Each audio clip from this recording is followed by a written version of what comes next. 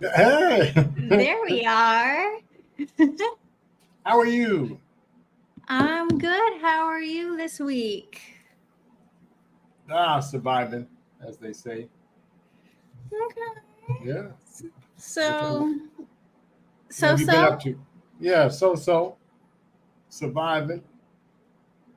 hanging in there Uh, then, I guess. yeah. Let me get this Oh, regular you're good. show up here. You Well, are good. anything exciting over the last week? No, not much. Just same, hanging in there. That's for sure. Yeah. Um, All right. yeah. Well, cool. Well, listen, we have a because in my mind it's like, woo, we have a lot to cover. Yeah, yeah. But the goal really is it's my goal really is because I know some people switch over around 8 o'clock to other shows and other platforms. So my goal is to really get to the Mm, meat and potatoes. Before then, we'll still go yeah. past that, but that's sort of the goal. So Yeah. I'm thinking like, ooh, what do you squeeze in an hour? Then at the same time, I'm like, well, if people want to hear it, they stay. That's a good point. Yeah, Yeah. So anyway, I'm that's still true. going through that. Welcome to the Black Men Unfiltered Network. For everyone who's out there listening, thank you, or catching the replay. We appreciate you being here. I'm Dr. Nakumbe with Coach K, and we welcome you here. Our engineer in the background is CBN, running the systems for us. And we welcome you to the network and to our show, Breaking the Chains. And we deal with mental health issues. We are not here to prescribe, but we will describe things for you, give you some descriptions. Hopefully, you can get some pointers or tips.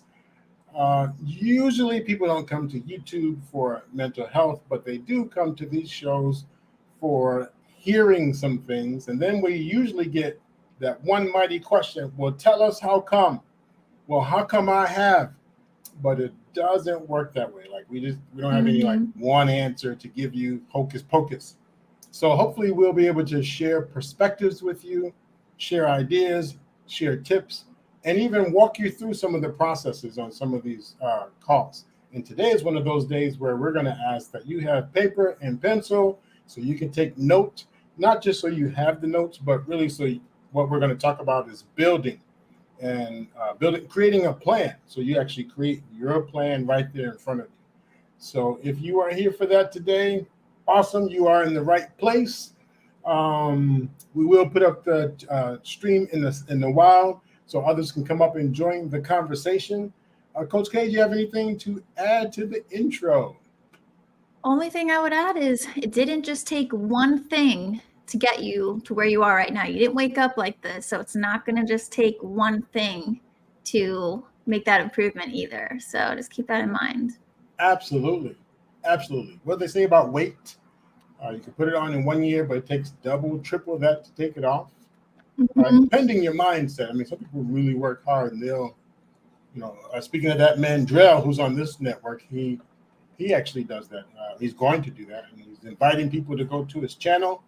Ooh, do you know his channel? Hopefully, CBN, Yeah, if you get a chance, please put that new channel for Mandrell in the chat. He's yeah. actually going. Is he going to gain? He's either going to gain weight and then take his clients Mm. through the process of losing, or he has the weight, or he has the weight, or he's just going to now go through the process of losing a set number of pounds, and he wants people to take the journey with him. Most of it is free content, but there are some programs that you might have to invest in, and especially if you're serious about this, some of the nutritional stuff and all that. So be ready to invest in yourself and go through the journey with him. So that's Mandrell. You can catch him on this network, him and his sister Shushu, Wednesdays, 8:30 p.m. Central Time, Yeah, yeah. 9:30 Eastern Time. So yes. But if they put up the channel in the thing, please go check it out. Again, it's Mandrell's nutrition Yeah. program. I'll be sure. And I want to make sure I'm saying the right thing. I don't know if he calls it a nutrition program. But my whole point is it takes double or triple the time to lose weight for some people. So That's a fact. I have some videos. And just before we do, let's give Yeah. a few shout outs. I'm going to give some early shout outs in case people come in. Our beautiful animated, our Lady Navoa. We have anyone? Fatty. Fatty Yes. is in the chat. Hey, Fatty, what's Fatty. up? Team What's up? Fatty. Team Fatty, yes. My You know, BFF. you know who I haven't seen in a while, and I hope everything's okay. And I know everyone doesn't come all the time. I haven't seen Corey in a while. It's Corey Hager. Yeah. I haven't seen him in a while. So if you are listening, Corey Hager, just giving you a shout out. I haven't seen you in a while. I hope everything's well with you and yours. Right. So the Lost in Translations, the Sir Hales, the Take Heed. Please just help me with any names. I'm just throwing some out. Dragonfly. Who? Dragonfly Cousin Jones. Yeah. Quantum. Blue Medic. Meta. I don't get the whole name, but I know it's Quantum. Blue Medic, yes. T. Shaw. Yes, T. Shaw. Oh, she's great. Yes. Paul Bennett, Mr. Bennett. Mr. Bennett. Queen Smiley, if you haven't seen that. Oh, Queen Smiley. Seen her in a little bit. She's probably busy with baseball, I bet. So I'm just throwing some names out there, people who might pop on, because I don't do too well with following the, almost call it teleprompter. And then my Facebook fans and those who are in the Philippines, I don't know if you noticed lately, Coach K, I've been putting some of the stuff in Tagalog and Cebuan, I think that's what you say. But I've actually done this presentation out there before, so there have been a number of people who I said if I ever do it again, I said if I ever come out there and do it again, but if I ever do it again, I will let them know. And I don't know if you know our numbers.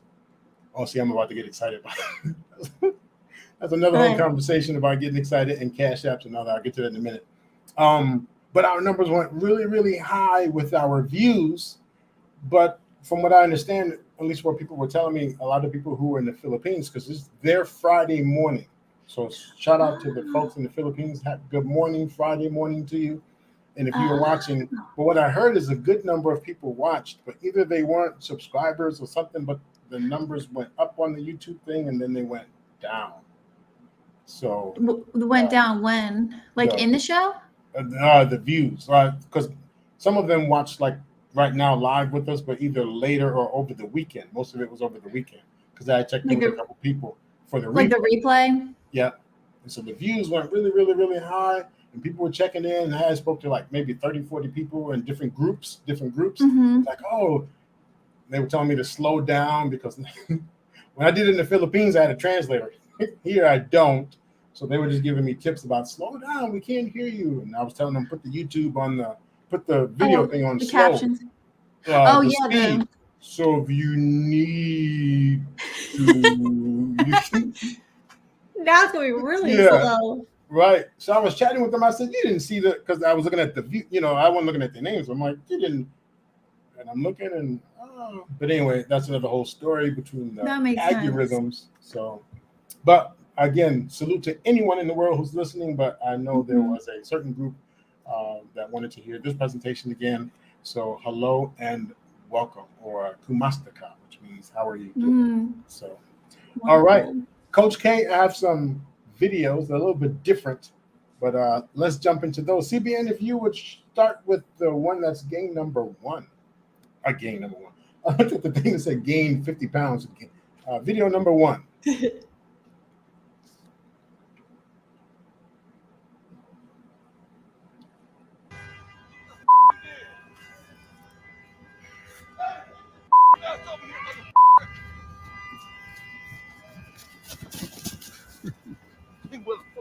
Why are you gonna leave? You kill somebody, you motherfucker!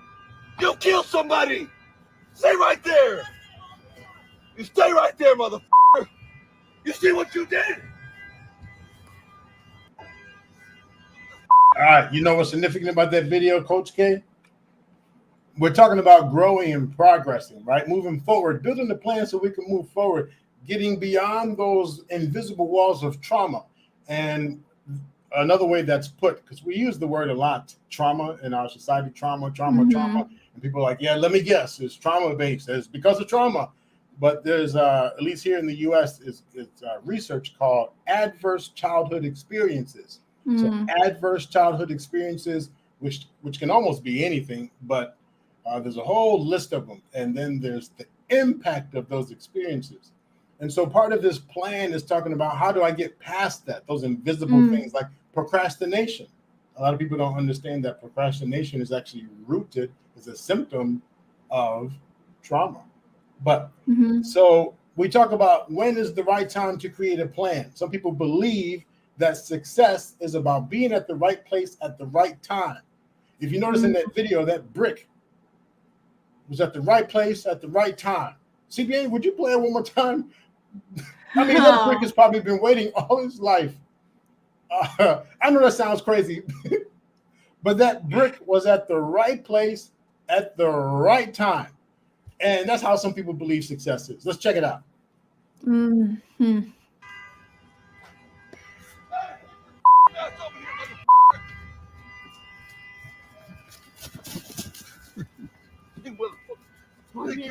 See that brick?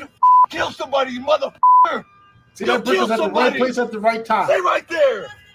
Did he trip Stay over right it? there, Did it just No, stop? he tripped and You fell. see what you did? I think the guy on the ground is intoxicated. So he's at the right place at the right time. Now, I'm not being funny about it because, it sounds like he was in an accident and because of the drinking and stuff. But a lot of people believe that, you'll get motivated at the right time. And I'm not talking about spiritual stuff where, when it's meant to be, when it's the right time. And even coaching, I know I say to people sometimes it will happen within its right time. Don't push it. Some people dating, they say, I'm going to wait for God to send me the right person. And then I question that because some say your plan is already written out. So how long are you going to be waiting, and who are you waiting for as far as when are things going to happen? But it's not always about waiting to the right time. Some people believe in other ways. CBN, if you would run video 2.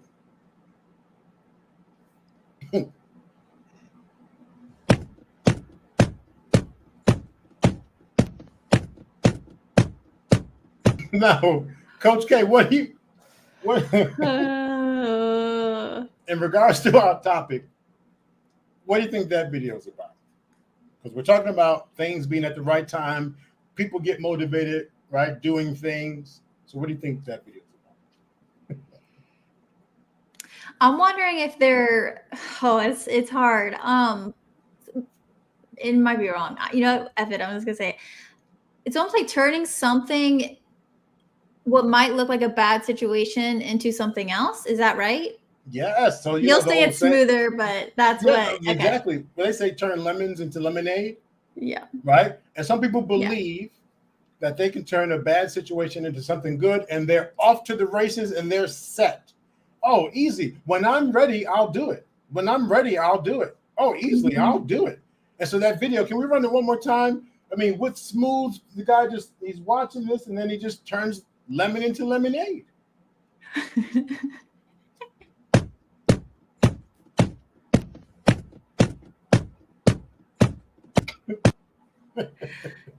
Just imagining that vibe that the guy has that, edited that made, it's just like, wow, like it makes you feel different. Yes. And now I know that's silly. Like, how am I connecting the two? Well, when I talk to people who, hey, are you prepared? And actually, I know people on the YouTube streets here that say, no, I stay ready. I'm ready. I stay ready to be ready. Right? And with that mindset, we're ready. But people don't always take into consideration the stimuli. So that video, here's someone threatening you. Is it really that smooth that we're able to just look over and then just put a jam to it? No.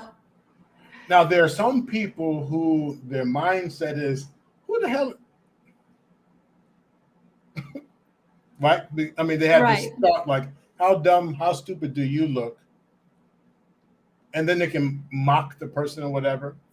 Right. But I'm not talking about that. I'm not talking about the mocking situation or the looking at the person like they're crazy. I'm talking about the people who think that in the middle of a crisis, the people who have not planned for anything, that they could just magically, in the movies, people just jump up and they do whatever. But are we really programmed to just do anything we want? And I hear sometimes on these shows, I'm joking, but I'm serious. I actually heard someone before say that they can get hit in the head with a bat and just be like, why did you do that to me? And then grapple the person down. It's like, really? they really believed in. They were putting that out there in the YouTube streets, but it does not work like that. That's not what planning is about. Planning is not about you just have the magical answer right there in the moment. There's planning involved. Fire escape plans. Coach K, I don't know if you pay attention to those in the building. When was the last time you observed and studied a fire escape plan?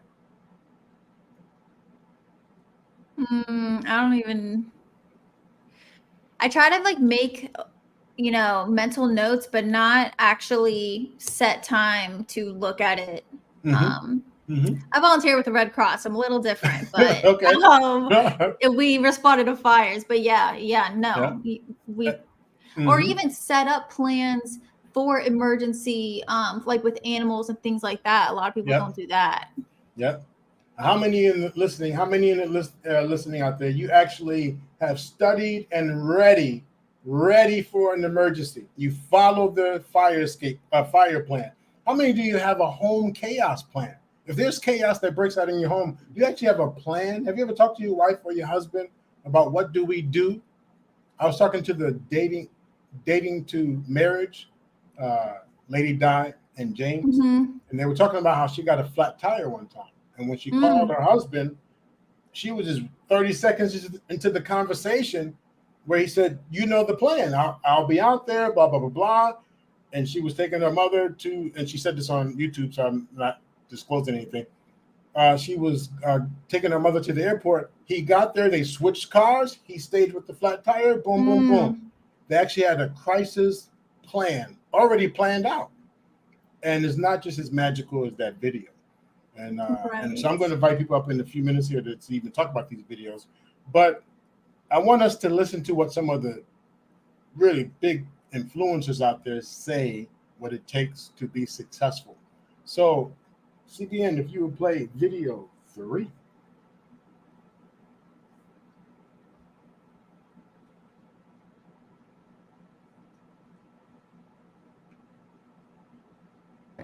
Now, the biggest enemy of success, I would say there's probably 3 enemies of success. Yeah.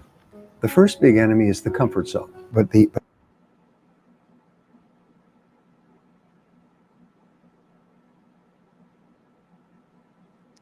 think there's the first big enemy is the comfort zone. But the comfort zone is where people become comfortable doing what they're doing, and they don't like to change. 80% of the population finds reasons not to change, even if the change can be positive or beneficial. The second thing that holds people back is what is called learned helplessness. This is where people feel, I can't do it. And the third enemy is what we call the path of least resistance, which is always looking for an easy way to achieve a result. But nothing worthwhile can be achieved easily. Everything worthwhile requires a long period of hard work, with many failures along the way. Now, the biggest... Oh, good. Okay, so hold that Super note. Good. And then let's do one more. 4th video, please. 4th video. And Coach K, I'm actually going to have people come up and talk to us about these videos. Successful in life, young man. He said, number one, you got to change your mindset. He said, you don't get in life what you want, you get in life what you are. Number 2, practice OQP, only quality people. You earn within $2,000 to $3,000 of your closest friends. I found that out. I left all my broke friends. I say, y'all got to go. Because I used to be so broke, I'd pass a bank and trip the alarm, And the third thing he said, develop your communication skills, because once you open your mouth, you tell the world who you are. If you want to... Oh, Mr. Les Brown. I'd like to discuss some of those and see what people think. And then we're going to actually go into some of these action steps here about creating a plan. And I know one of the things that people say, well, depending, what route you go, what you practice, what you believe in. Some people have a spiritual way of doing it, coaching way of doing it. Some say get therapy first. You have to be right. But when it comes to being successful, for your personal growth, and then moving beyond those walls, and that's the kicker, moving beyond those walls of the invisible trauma. That's the hard part. And so I want to invite anyone who wants to come up based on those videos that we just watched about what it takes to be successful. Let's have a chat about that, and then we'll put up these steps. Now, do we want to be specific within like these parameters? Because from the way that I see it in this space, a lot of people like to use a bunch of talk, you know, a lot of platitudes. But obviously, what we do is effective change. You know, we want to make it so it's like, of course, these things sound good, but there's a reason they're good. So of course questions too, but how do we want to like structure this, do you think? Oh, great question. Well, I think between the two of us, just out of curiosity, we'll hear when it starts going left and right and ups and downs, and usually I think we do okay with steering the ship back. I mean, if you think about our shows, if you think about it, we've had some people who can come up and really get it going, but I think we limit. So when we ask the questions, if people aren't, here for the, not even solutions, just really like what are some options, tips, solutions. But if it starts to get away from that, we'll pull them. We won't be talking about is the women's fault, the men's fault. And I'm saying that on purpose for those who've not heard a few of our network folks who, in a fun way, but a serious way, they use terms like women's. I actually think it's funny, but I like it. So out of the women's. Yeah, the women's. So we won't be talking about that. So great point, Coach K. And I guess we can also add, but I heard one time when someone said, you must come up with solutions and you have to tell us these things.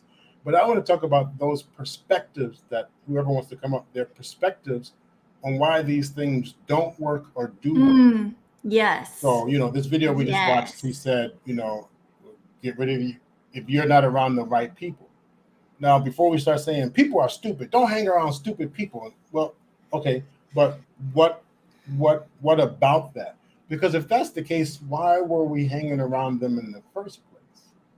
Right. There's a benefit in everything we do. So right there. Yeah, that's a good point. And that's helpful to know. But also getting rid of those people, like, is that, whatever someone might say back or what comes up for them might be a part of that learned helplessness in a way, why they can't, put boundaries up, or maybe just stop hanging out with that person, whatever it is. And that goes into the comfort zone too. I mean, comfort zone's huge, but. And I think if we do default to those type of phrases, like what makes them that way? When we say I can't hang around, I've heard people talk about like people are retarded. I'm not going to have retarded friends or risky friends. Them folks put me at risk. I'm not going to be around them.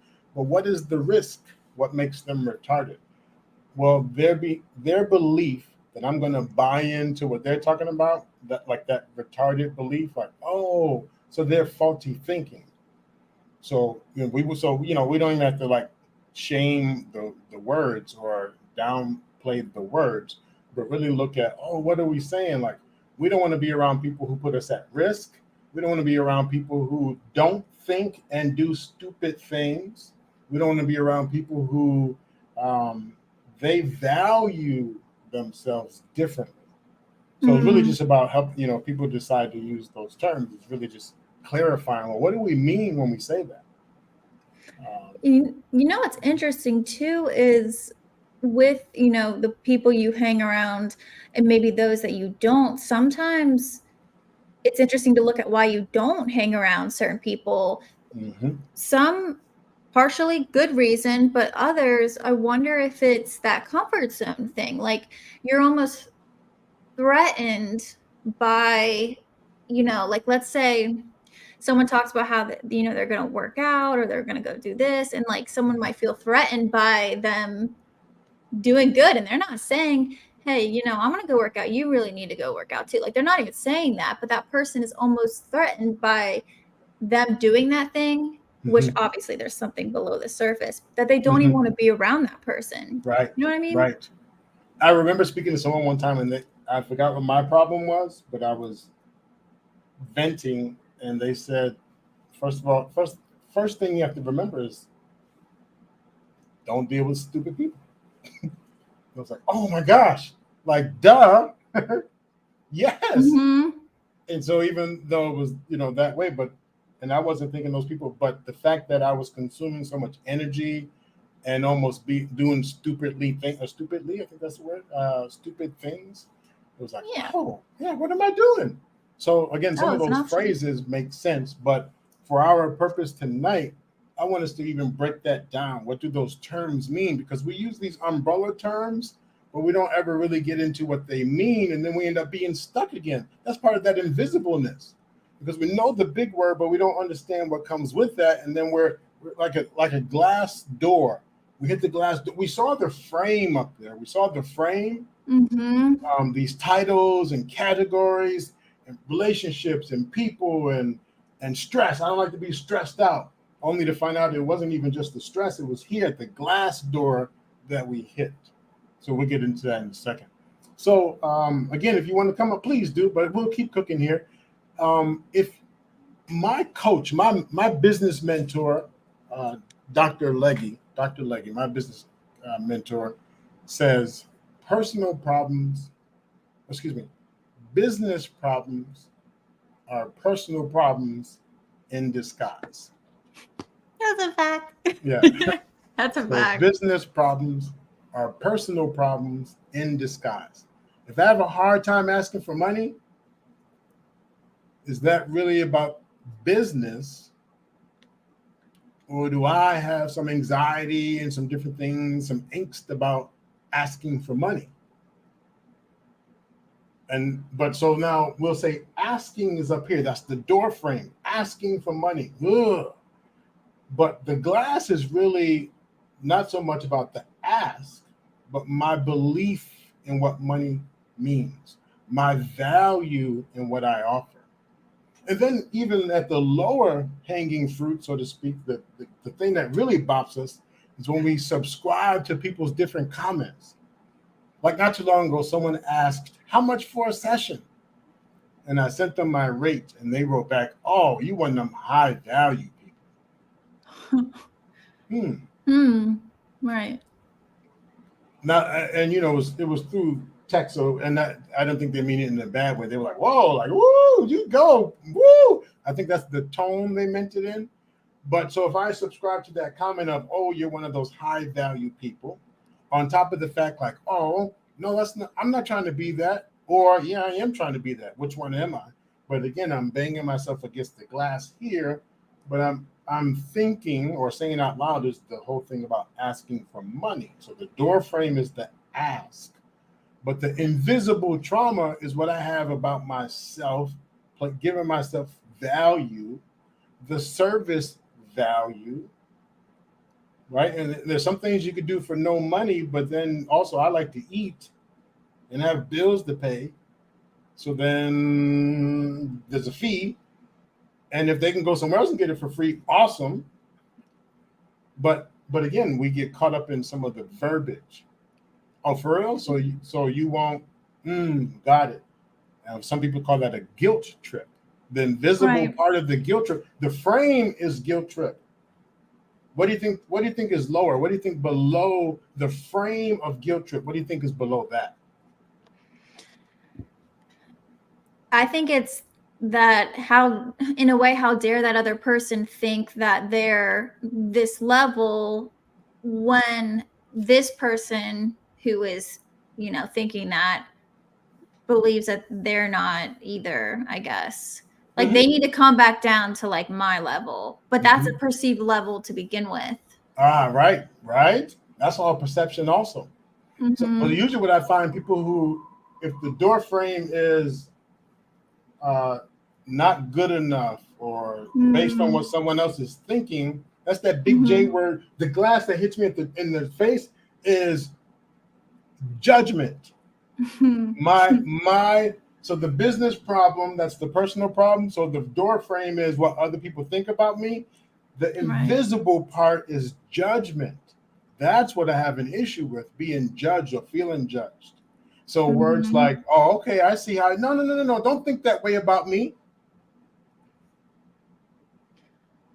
And that's why as a coach, and I'm sure you can agree with this in your coaching, working with people's, whatever they're trying to fix or their problems, we don't want to attack it at the action level, because if I tell you, you just need to do this, you need to do this, but they have those, the invisible glass, or, that action is not going, that's not going to do anything. It's not going to get, again, to the root problem that we've talked about so much on this show.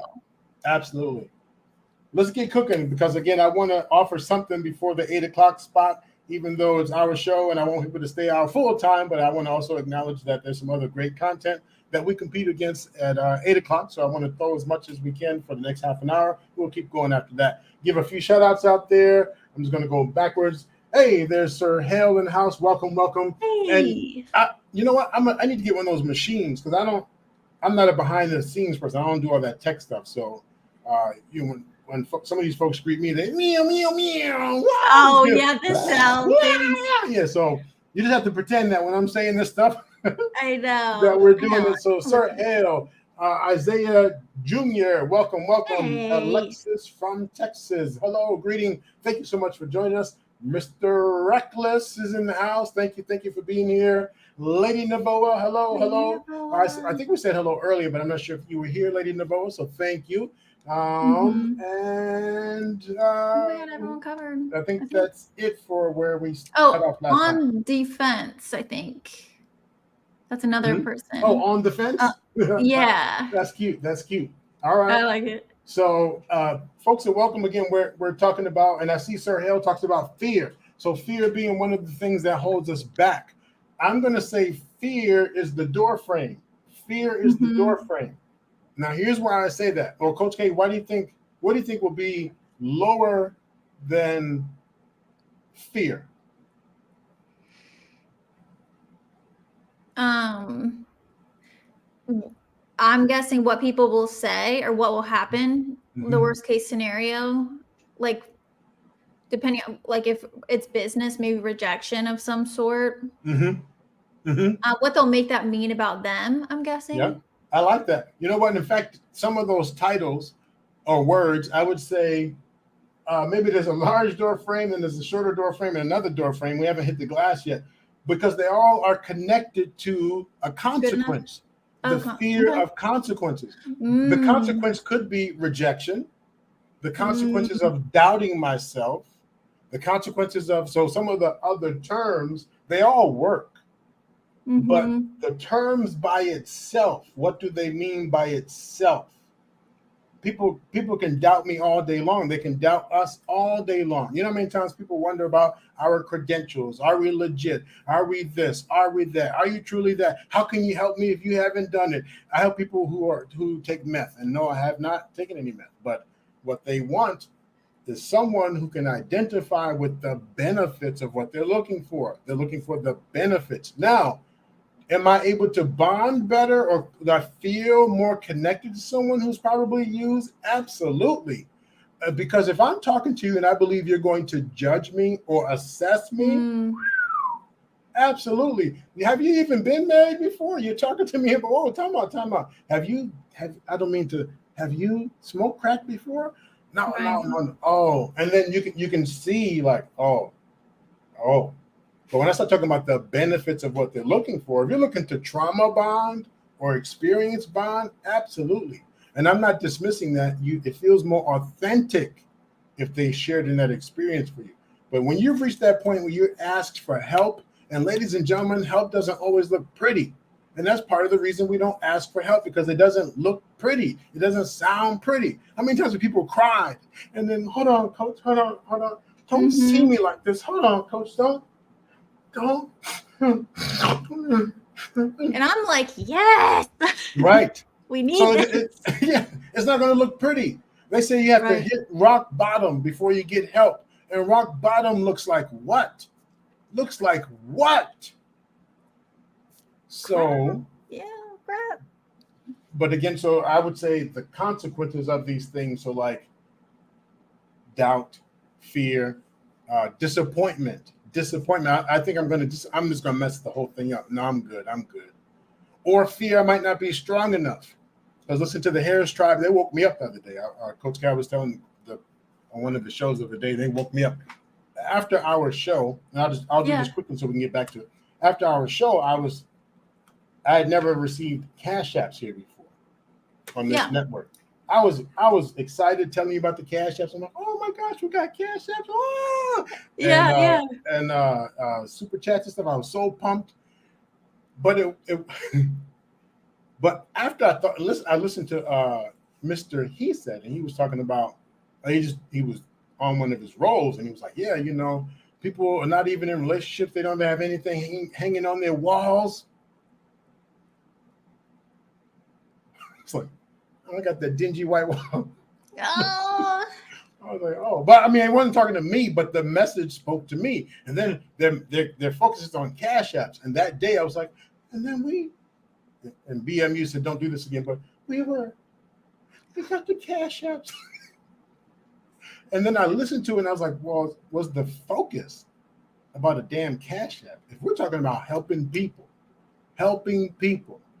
Right. If you think about the ones who got out there and marched, if you think about the ones who got out there and drove miles, if you think about the ones that took the beatings and fought back, there's a video out right now. You know what? That's one of the videos I should have played. If I didn't add it, I don't think I added it. Is 10 years ago, there's a family in New Mexico. They got pulled over, and the mom, and she was trying to explain, and then she eventually said, okay, well, I'm out. And she drove off.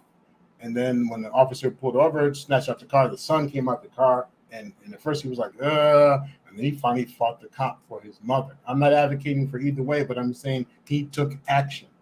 Mm-hmm. He took action. He wasn't worried about this. He wasn't worried about this. He wasn't. And I'm not talking about the Chicago thing most recently. That's a different setup. I'm talking about this kid who's younger kid, 4 or 5 kids in the car.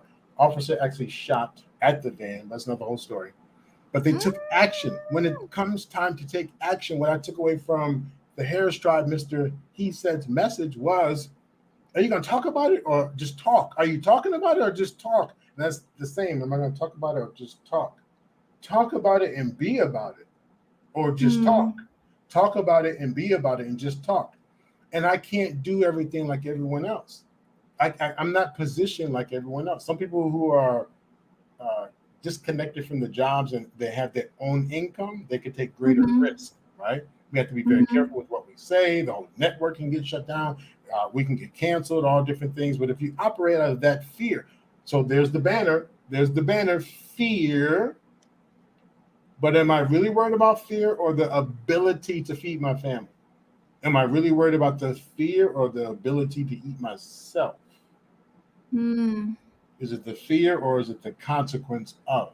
But anyway, my whole point was I really got caught in right, the consequence. So it was just that message spoke to me. And so I know when I'm talking about getting up and doing something, and people try, I was talking about the book pack. I heard them talking about the book pack drive, get book backs, backpacks. Oh yeah. Hey. Backpacks. Hey, what's up? Get backpacks and do something. That's good. That's a drive. But then I was thinking about how many parents are busy asked about the kid about make sure you go up there and get the backpack. And they don't even know the kid's favorite color themselves. Get up there and get your cousin a backpack and your niece a backpack, but they haven't even looked at the backpacks themselves. They didn't even go up there together. It was just sending the person on a mission. Or the parent did go to collect because they need it, obviously, but they weren't able to get up to the school play. They weren't able to get up to the school, parent-teacher night. They weren't able to do those things, but they were able to get up and because they received. So that relationship. So I was looking at what is the relationship like, not just the backpack. All right. Bass, welcome. What's up? Good to see you. Thank you. What's going on? Which one of the videos or comments? What are you bringing? My my computer shut off at some point. So. Oh, all right. Mm. Yeah, what we're talking about. Well, right now, like Isaiah was just talking in the chat, was saying fear is an umbrella. I like that. I like that umbrella term. Some of the videos, actually, CBN, if you have Pastor video and Mr. Brown's video, I think that was 3 and 4. What video again? I think Video. 3 and 4. I think it says Pastor Jabbar or something like that. Pastor. And another one labeled. Oh, 3 and 4. Okay, remember. Yep. Thank you.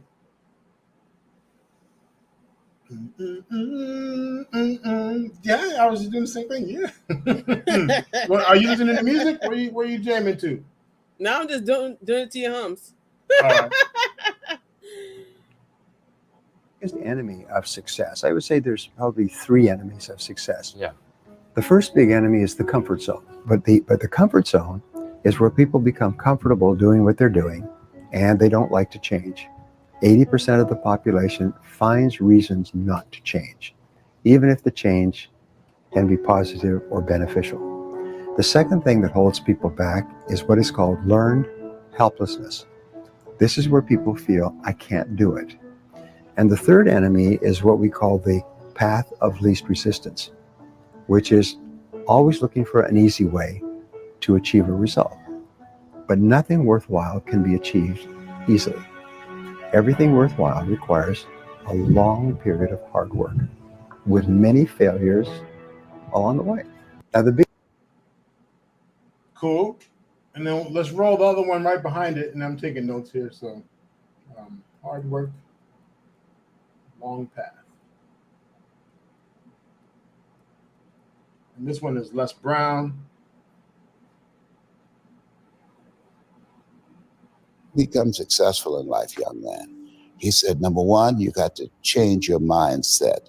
He said, you don't get in life what you want, you get in life what you are. Number 2, practice OQP, only quality people. You earn within $2,000 to $3,000 of your closest friends. I found that out. I left all my broke friends. I say, y'all got to go. Because I used to be so broke, I passed the bank and tripped the alarm, you know? And the third thing he said, develop your communication skills, because once you open your mouth, you tell the world who you are. If you want to be. All right. So what are your thoughts? I totally agree about the OG. Was it OG? Only quality friend. So. Yeah, OQP. OQP. Only quality people. I was thinking friends, but people. Totally. Like how are you going to shine when you have these people who aren't going nowhere? If they're racist, you're not racist, then why are you with them? You know what I'm saying? Or if their intelligence is not on your same level and they're not trying to get on your level, it's just, you can't shine if they're shitting on you. I mean, that's what people are going to see. That's what people are going to smell. So, yeah. That's why my circle's very small. And I'm fine with that. You know what I'm saying? Now, when you talk about crapping on you, what and I don't mean like literally, but like what does that mean? Like what is that? What does that mean? What's the crap on us like? What does that mean? Anything that you're not about, but you keep on hanging with people that you don't agree with their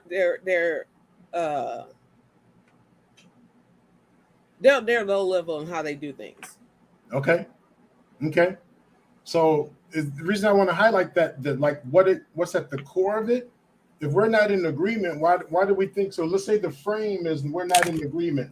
But actually, the higher frame than that was when they crap on us. So really, they crap on us and not in agreement with us. And what does that mean? Like, what's the invisible wall that we're hitting? What's causing the problem? Little stuff. That's nothing to worry about, right? But if you have people who work, let's say they work at McDonald's, they smoke weed, Mhm. you know what I'm saying? They don't do nothing else when they get home. They just playing games or whatever. They're not doing things in the community, but you're about that. But if you're constantly, say that they're constantly calling you, right, to hang out, so that's pulling you out of the activities that you like to do. That's something that you're productive in. Mhm. You're being weighed down. They're weighing you down. Okay. And what's So the here, worst waste you can have? It's poop. right, It's the crap. It's right, the crap. right. Okay. So here's a thought, because I want to, for those of us who are struggling with that, Yeah. but I want us to look at how much power are we giving into those people? How much power Right. are we giving into those requests? Now, for me, it wouldn't be, Coach K, it wouldn't be about how many requests you have of me. Is my ability to set boundaries and say no. Is my ability to say enough's enough. Is my ability to figure out my balance. So yes, those people can request, but it's Yep. up to me to develop the boundaries. And especially if I'm being removed or reduced from my passion. So I Yeah. used to do this, but back in the day, and I'm not talking about like mental health or depression. I mean Right now. stuff like I just Just lost regular my stuff. right, and I Mhm. don't do it anymore. Well, where's the drive? Well, first of all, what's the invisible wall? The invisible wall is if I'm not setting boundaries, I feel taken advantage of. I Yeah. feel played. How many times have I been there for other people and they've not been there for me? Exactly. So, and then we start becoming resentful. We build hostility and become resentful. Hey, we're doing this. Hey, man, good for you. Why should I come out there? I'm not. I'm done. I'm done. I'm done. I'm done. I'm done. But that done, because you know, like to close a blind or to close a window, we close the whole thing. Like I'm done means we close the whole thing. We didn't close Yeah. a section off. We closed all of it, which would include our opportunity to go out or to have people and resources come in, because we closed the full window of opportunity in the name of I'm done. Yeah. So again, I say yes. I love your answer, Bass. But beautiful animated. I would say okay. So with that in mind, say people treating you like crap. That's up here. We'll break it down, ladies and gentlemen. Break it down, and that's actually one of the steps. Recognizing and acknowledging what that invisible trauma is. Mhm. Recognizing and acknowledging what is that original, or excuse me, what is that original thing, but breaking it down. Remember, and I have some notes here, we don't have to call it trauma. We can even talk about adverse childhood experiences. Adverse childhood experiences. And I don't know who's in the chat here that, if you don't mind, if we would look up adverse childhood experiences. And there are a lot. Simple things. Mhm. Simple things. If someone wouldn't mind looking that up, and we'll just create a Yeah. list of what that is. Adverse childhood experience. So there's like 7. Okay. There's domestic violence. Hopefully these are the right ones. Yeah, well, so a person can witness domestic violence, and that's an adverse, like witnessing someone hurt someone. And then if you're unable to stop, check this out. So the first one you picked, if I witness as a child and then it gets locked in my subconscious mind, not being able to stop someone from fighting. Let's go back to when I was talking about the Harris tribe. If they're saying our people are no longer building, the women are complaining about this, the men are complaining about that, we're doing more bickering, we're ignoring the children. Well, if I have this block, if this experience, adverse childhood experience of seeing abuse, then how much am I going to take action? That invisible wall is not that I don't want to recognize children. It's not that I don't want to support children. It's not that I don't want to support the Harris tribe or anyone else out there. But when I think about what is that going to take, how much fight is that going to take? How much energy is that going to take? And if I've seen people take losses, I'm good. I'm not trying to take losses. Now, I may not put 2 and 2 together. I might not be like, oh, yeah, I remember that one time when I saw so-and-so get beat. I don't want to. No, I just know I don't want to take losses. The invisible wall is the loss, the idea of being defeated. And what I've witnessed was pain, and I don't want to be part of that pain. So then I won't take action because of this belief system that I'm going to get hurt in the process. Where'd you get that from? If I do the work, unpack, do the work.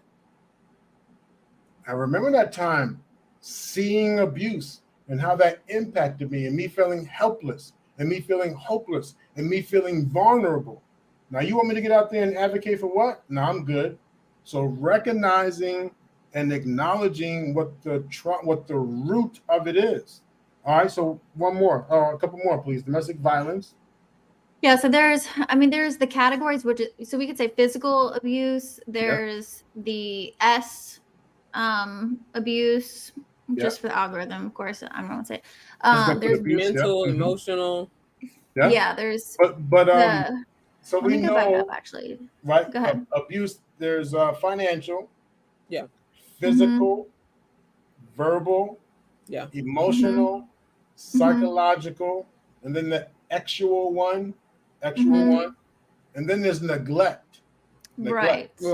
And each one of those have a way of impacting us. Those are the door frames. And we don't always put the 2 and 2 together. We don't always see the door frame up there. And then 30 years, we were just talking about Kiki Palmer, right? Kiki Palmer. And I was watching another show today about her on another network. And those people were laying into her. She's a fool. She wants her butt all out in her butt. She's a fool. She's a fool. They were laying into her. And I was listening, and then they said and I don't know how they connected.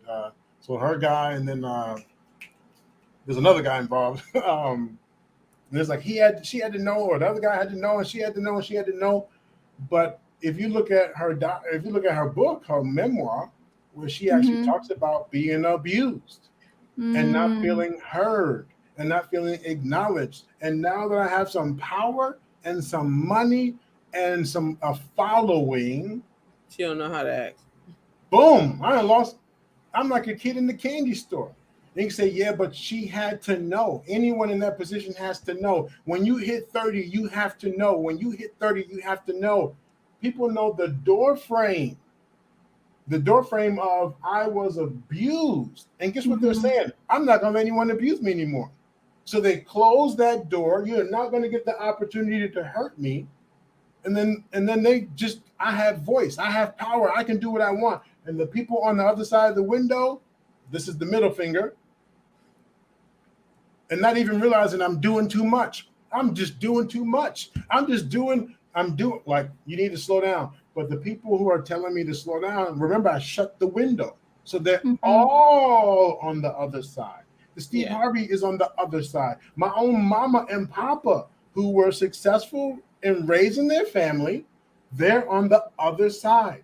Now, this is not a justification. I want to be clear. This is not a justification. We all have trauma. We all have some form of adverse childhood experience. So this is not a justification. It's only meant for an understanding, just for some understanding.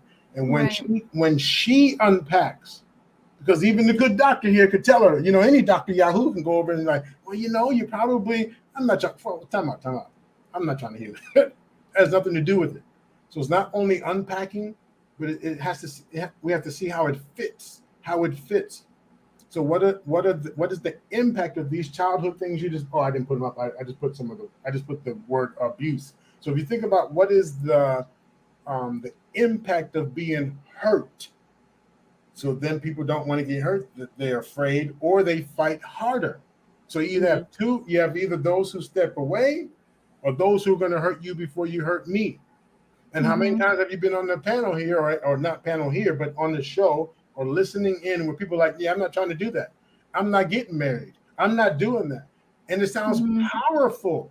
That's power to be like, no, I am not doing it. Boop. Right? That's power, though. I'm taking my power back. Yeah. But then at the same time, let's use that same term, taking my power back.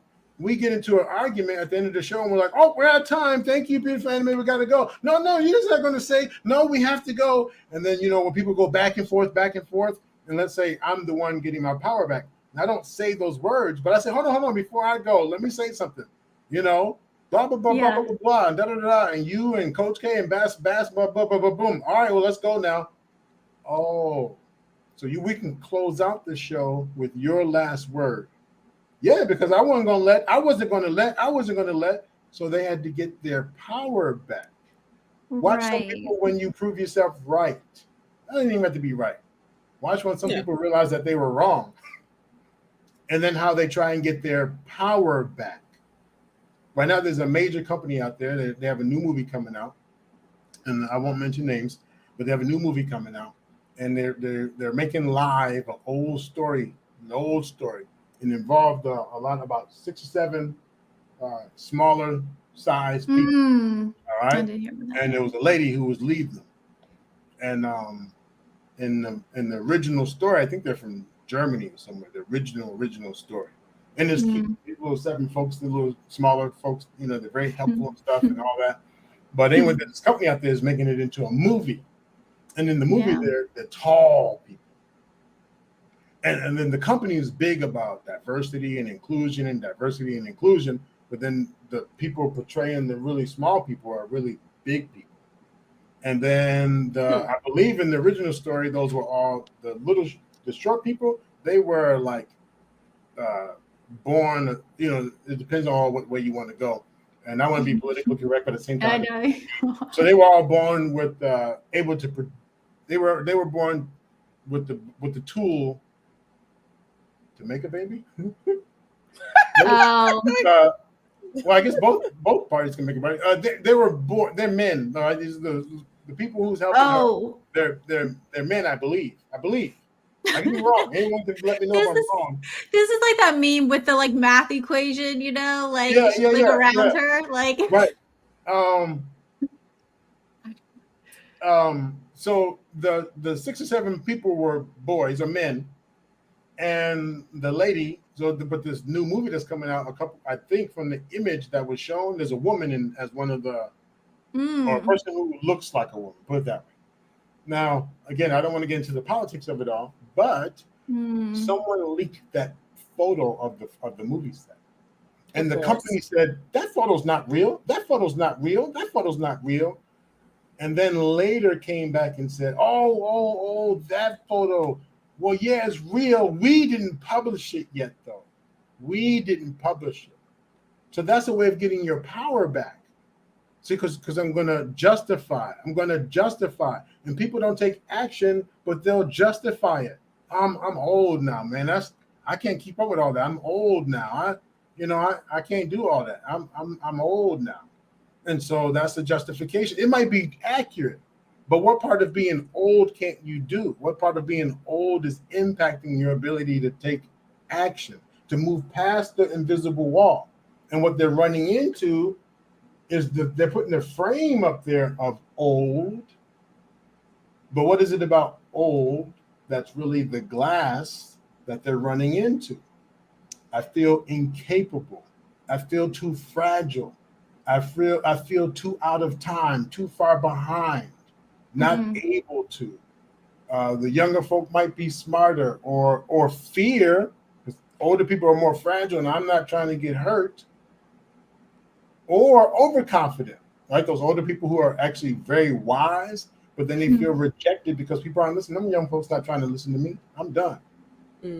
So that's what's tied into being old and these labels, when the way to get my power back, because I don't want to present or look like, the way to get my power back. And so, lost in translation, welcome. I see Lady D is in the house. Welcome. And yes, I understand what you're saying. No one's mentioned the Kardashians. I was just giving an example, and of all of them, whoever that people are talking about, and especially if they're bashing people, but we don't have all the. Like the other night on this network, we actually had a full conversation about it. We talked about it with multiple perspectives. And then when we brought in the fact for this person, like they had childhood trauma, it wasn't that people were backing out like, oh, well, we didn't mean it. If you look at the behavior, the actual behavior, so not the person. So when we look at the behavior, that is trashy type behavior. That is disrespectful type behavior if you're talking about a marriage. So even with, Kardashian, or forget Russell Simmons' wife, or any of those, we can look at it as empowerment because they feel proud to present like that. And the man feels proud to be like, that's my baby, that's my woman. I don't think anyone goes out the house and the person didn't know, like they had on a big coat and then surprise. For some people, they actually like that. Now, some guys won't admit it, but there are some guys who the vulnerability, his woman being vulnerable is what it's attracted to. So meaning you should let your nipples show a little bit. Like, no, brother. So if she's like, oh my gosh, that's more of a turn on, the vulnerability when she's like, okay, like that. Oh, and not only is she being vulnerable, but she's being vulnerable for who? She's being vulnerable for me. Mm-hmm. That's the turn on. Mm-hmm. The turn on is the fact that you're wow.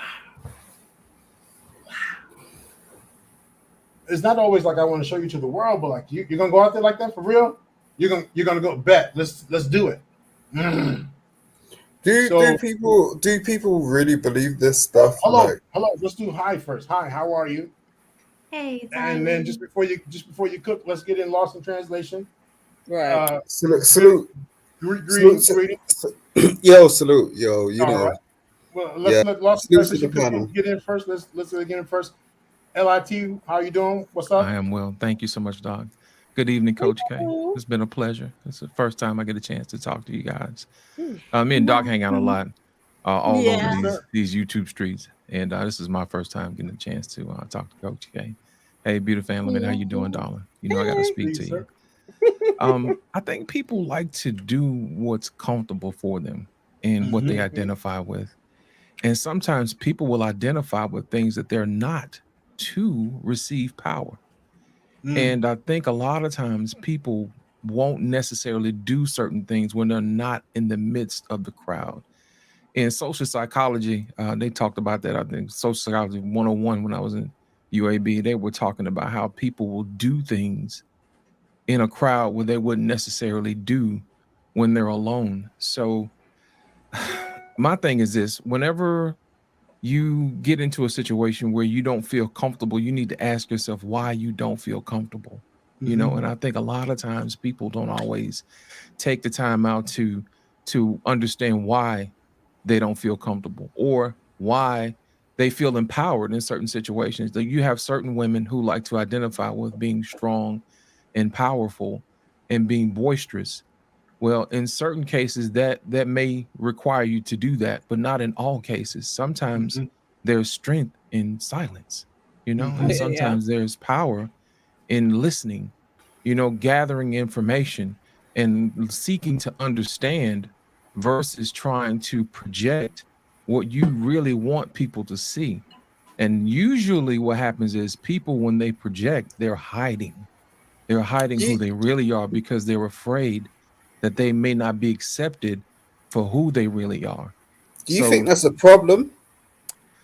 I don't think it's a problem. I think it's something that you have to learn how to grow into or grow out of. So because as a child, I'll give you an example, because as a child, people want to fit in. They want to have their friends or whatever. But if that never really gets addressed as an adult, you will go along just to get along. Even if it's not, even if it's not, something that you normally do. Is that your experience? Yeah. As a matter of fact, I'll give you an example. I go to church a lot, and this particular Bible verse stuck out to me. It's 1 Corinthians 15 chapter 33rd verse. It says, "Be not deceived. Evil association corrupts good manners." Well, basically what that's saying is that if you hang around enough bad people, you'll start to do bad things. You know what I mean? So what happens is if people feel comfortable being around bad people doing bad things, they kind of fit in because it satiates that willingness and the wantingness to fit in. But as adults, we have to learn that every place is not for you to fit in. You know what I mean? Sometimes you're put in a position to stand out for a reason. So that's necessarily why you should do that. Are you Christian? Hold up. No, our goal is not to challenge each other. We are here to present, and each one of us is going to have a different perspective. And so I don't want us to have to justify our responses. So it doesn't mean we all agree at all, but I don't want us to justify. Yeah, that's just for today's show. Yeah, that's trying to justify. I wasn't really trying to justify anything. I was just asking a question. I was saying, are you Christian? I don't know. Like, yes, but if he was or wasn't, because that's that label, that's that door frame I'm talking about. So no, but he could be Muslim, right? He could be anything in the world. He could be anything in the world. So I was just asking. Yep. No worries. I just want to make sure that today's show we're not challenging each other, which I think we should. Bro, I know what you're doing. Like, I ain't about to do no silly stuff over here. All right. Well, good. Thank you. But as I was saying, I just want to make sure that we're all able to give our answers.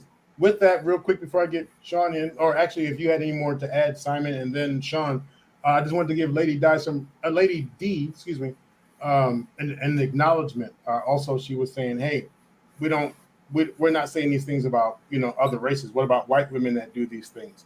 I just happened to pick the most recent conversation that I was part of, which happened to be, or that I listened today on one of the networks about Kiki. But absolutely, anyone who's doing this. Absolutely.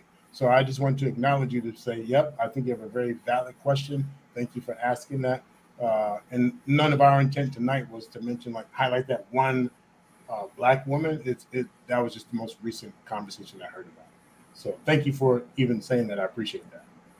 All right. So did you have anything else to add, Simon? I want to know if Lost was finished. No, I'm through. Oh, my bad. Yeah. Okay, good question. The only reason why I use that framework because a lot of people who can relate.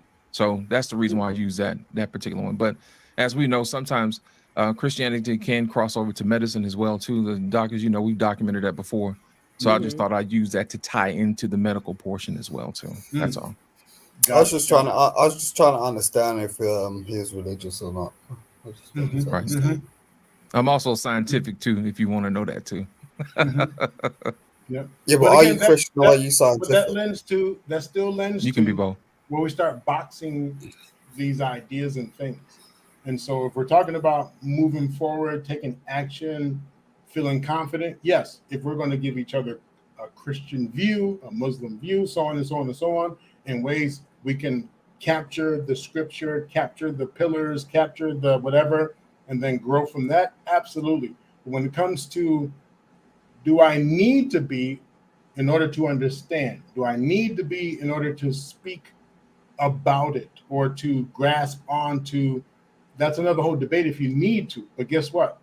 Where did you learn that is what I'm asking. What Coach K and I are exploring today, the invisible walls of trauma, the invisible walls of adverse childhood experiences. If I was raised as a child to only believe this one thing, and now as an adult, I won't take action if it's not that one thing. There are your values, there are your family traditions, there are your morals, there are your core beliefs that you develop, your core beliefs, and that's usually what we go off of. Awesome. But if it's causing us to not take action in life, I can't lose weight because I don't think, my husband would like that. Okay, so is that because your duty to marriage? Is it because of understanding, overstanding, understanding, or is it about you feel powerless? Is it about you don't want to disrespect them, or do you feel like you're in an abusive and trapped situation and you don't have a choice or voice? Can I add one too? Yes. And of course, it could be all types of things, like you just said, that fall under those things.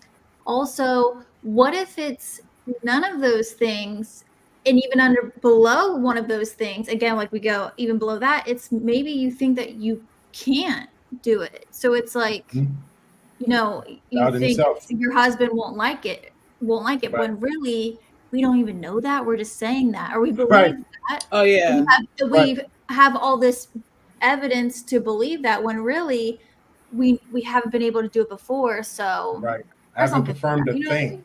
That's absolutely when you psych yourself out. Would that be an insecurity that you're describing? How you doing, Sean? How's life? I'm sorry.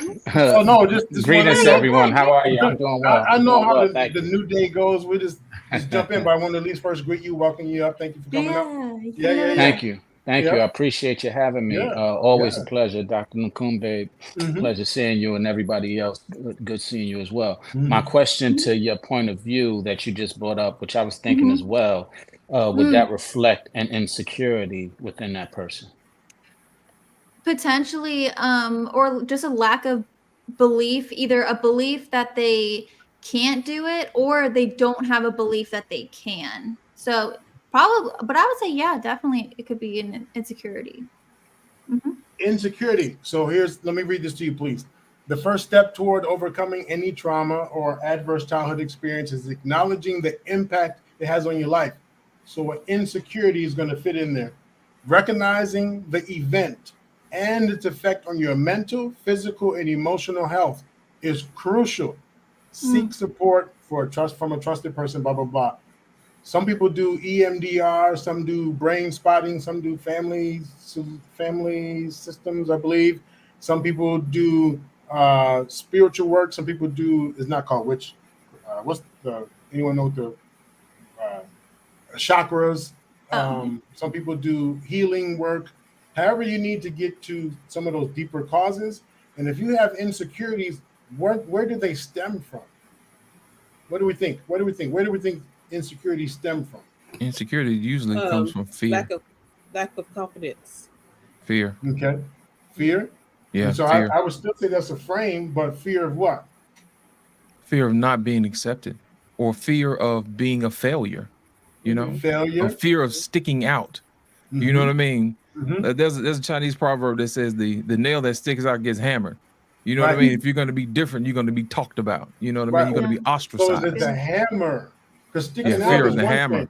Right. The hammer. You're not being good enough. And then getting hit with the hammer. Right. So the hit, because we can have a hammer and a nail in the same space as long as it doesn't hit me. Right. Right. Good point. So if we go higher though, well, I don't want to stick out, and if we go higher than that, well, I don't want to, and I don't want is insecurity. But I'm suggesting we go deeper, because we can coexist. A nail and a hammer can coexist. You ever go somewhere, there's a bunch of mosquitoes? Nah, I'm good, man. I'm not trying to be out there with those mosquitoes. And then you put some spray on or do whatever, or actually wash your body or do whatever, and they don't mess with you. And they say, oh, it wasn't even that bad. Like, yeah, I was out all night. And then the people who don't care. I know people who don't use spray or nothing, legs get all eaten up and stuff like, wow. And they're like, oh, it's just mosquitoes until they get bitten by the wrong one. But the point is, when you take action to reduce the fear or the consequence of the fear. So I'm going to be in this room with a nail and a hammer. I'm going to do what I need to do to make sure I don't get hit. Well, how do you know if the nail's going to hit you? What if he just bam? Or what if she just bam? Well, first of all, when I see the hammer move, the consequence of the fear is kind of interesting, because it's like most people don't want to even get to that, because the fact of the matter is that's the only way you're going to learn. You can't learn unless you go through mistakes and consequences. So, most people want to have the cake and eat it. They want to be comfortable. They want to get to a point where they're just like, okay, I can maneuver in this world and nothing's going to touch me. That's the ultimate game. And whether that's monetary or emotional or psychological, that's what actually happens. Like, people want to be comfortable, whether they have families or whether they're living by themselves. So, when you come to the swarm situation, that's an uncontrollable thing that is a product of nature, which people have no control over. So when a hurricane hits you, or where your vehicle's being taken over, or when you're in a situation where you're being at gunpoint by the police, you don't like that, because you have not prepared for that situation. Absolutely. Yeah, it's survival at that point. Yeah. So how do you break that? How do you break that cycle? Do you get what I'm saying? I wanted to ask. I want to add something that might help answer the question you just asked. How do you break that cycle?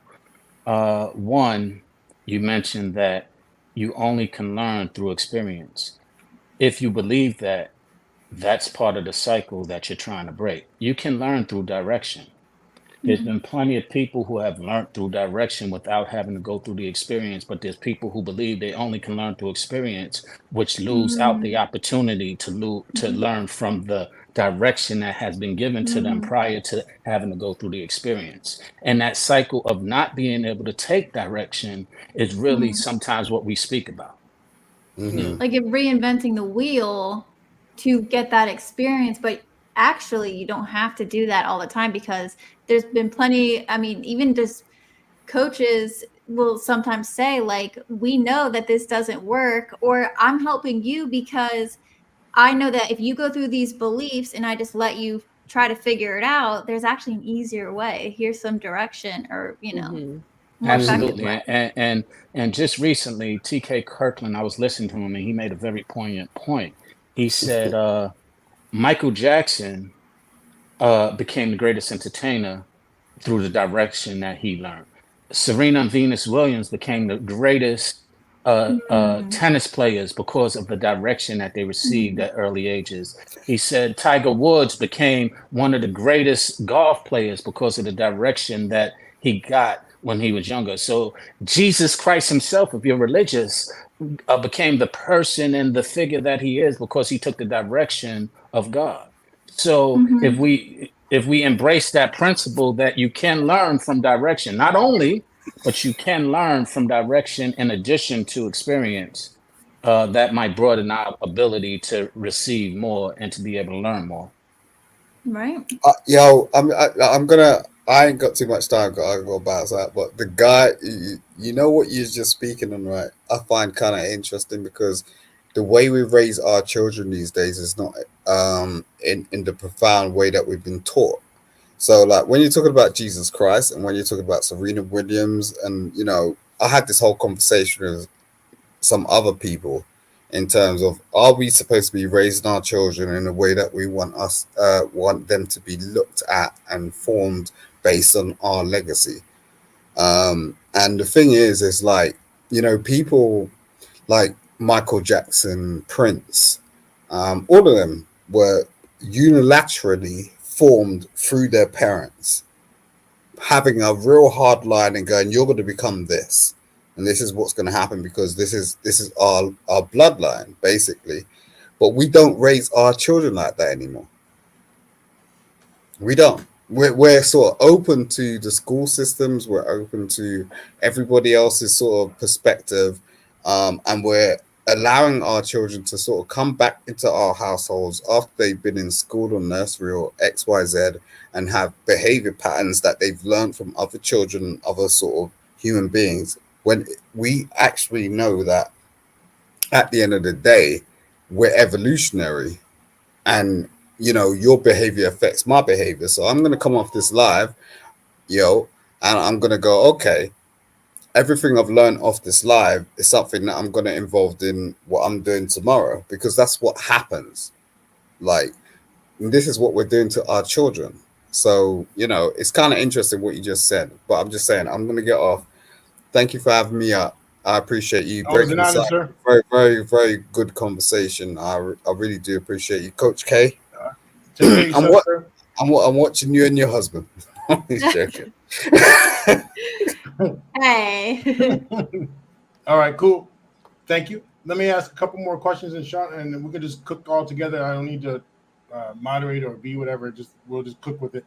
A couple things I want us to think about: the impact. And hold on, there's some chat that I just want to help clarify and then actually ask. Of course, be mindful of what we're saying in the chat. If I think the conversation or the argument about who and this star and that star and what did he or she or they do wrong, please understand the actual behavior itself is the behavior, the way that is perceived or the way that is projected. We have the media out there, they're putting their slant on it, the way people talk about things, the way they present. It's not always that person or what they did is usually how it's put out there, the way people perceive it, and then the response to that, how we either eat people alive, whatever. The impact of those adverse childhood experiences, the impact. So for those who don't know, not only do they impact you like mentally, they even impact you medically. So the people who have high blood pressure, um, easier, faster to get different things like a stroke, um, different medical conditions because of an adverse childhood experience. So there are medical conditions, psychological conditions, nervous system is impacted by it. So there are many, many, many, many ways that one or two events in your life could actually impact you.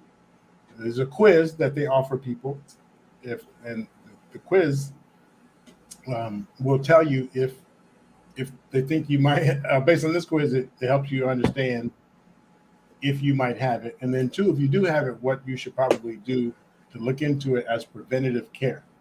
So the questions are, one, have you dealt with physical, actual, emotional, psychological, emotional, mental illness, violence towards a primary caregiver, or substance abuse? Have you witnessed divorce in the family? Not just your mom and dad, but anywhere in the family. Have you witnessed divorce, substance abuse by any one of the members of the family, violence towards a caregiver, mom, dad, or whomever? Is there any mental illness in your family? And people don't understand the full spectrum of mental illness. People don't like when I say this, but all of us fit somewhere on that spectrum. Okay, a personality disorder. If you don't know about it, please look it up. Personality disorder is not a chemical, it's not a brain, it's not like schizophrenia, which is in the brain. A personality disorder is exactly that. Here's your personality. Something happened to you and disordered the way you operate, and now the way you respond to things is based on that disorder, so to speak. It's like kind of a simple way of saying it. So when we say, oh, people are narcissistic, something happened, and then they didn't feel part of, didn't feel fully adequate or loved enough, so they form these traits, and boom, everything's about them, everything's about them, everything's about them.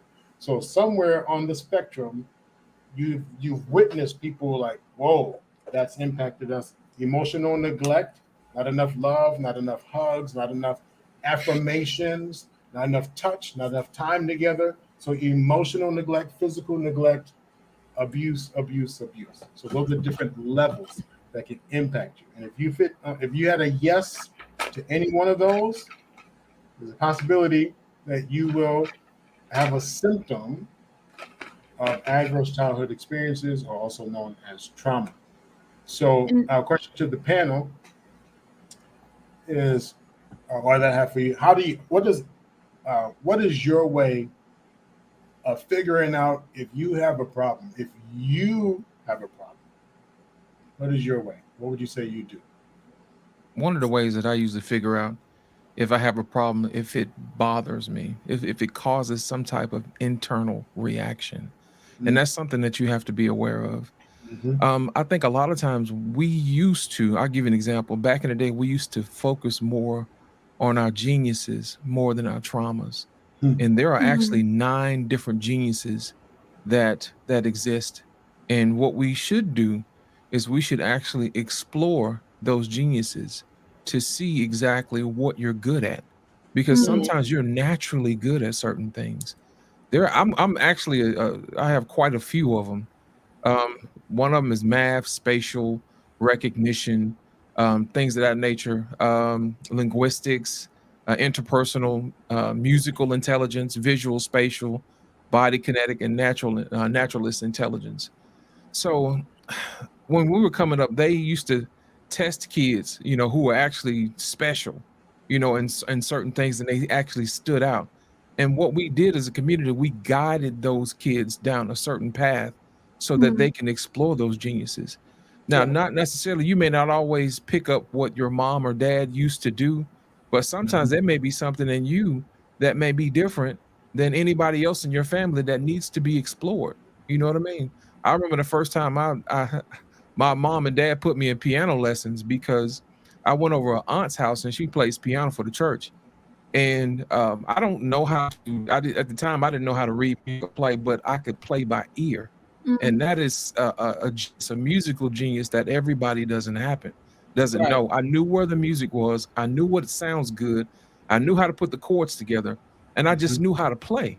You know what I mean? And then after that, my dad said, hey, "I'm putting you in piano class because you're good at that." And not only did I understood how to play the piano, mathematically it clicked in my mind that you can do this with other instruments too. So I learned to play the trumpet, the tuba, the trombone, the bass guitar, and that was the unlocking of the musical genius that was in me. But I don't think that parents take the time out these days to explore their own children's musical or any other genius that they may possess, because they're busy going to work or focusing on their own problems or focusing on their own trauma, and we're not actually feeding the greatness inside of us, but we're feeding the trauma inside of us.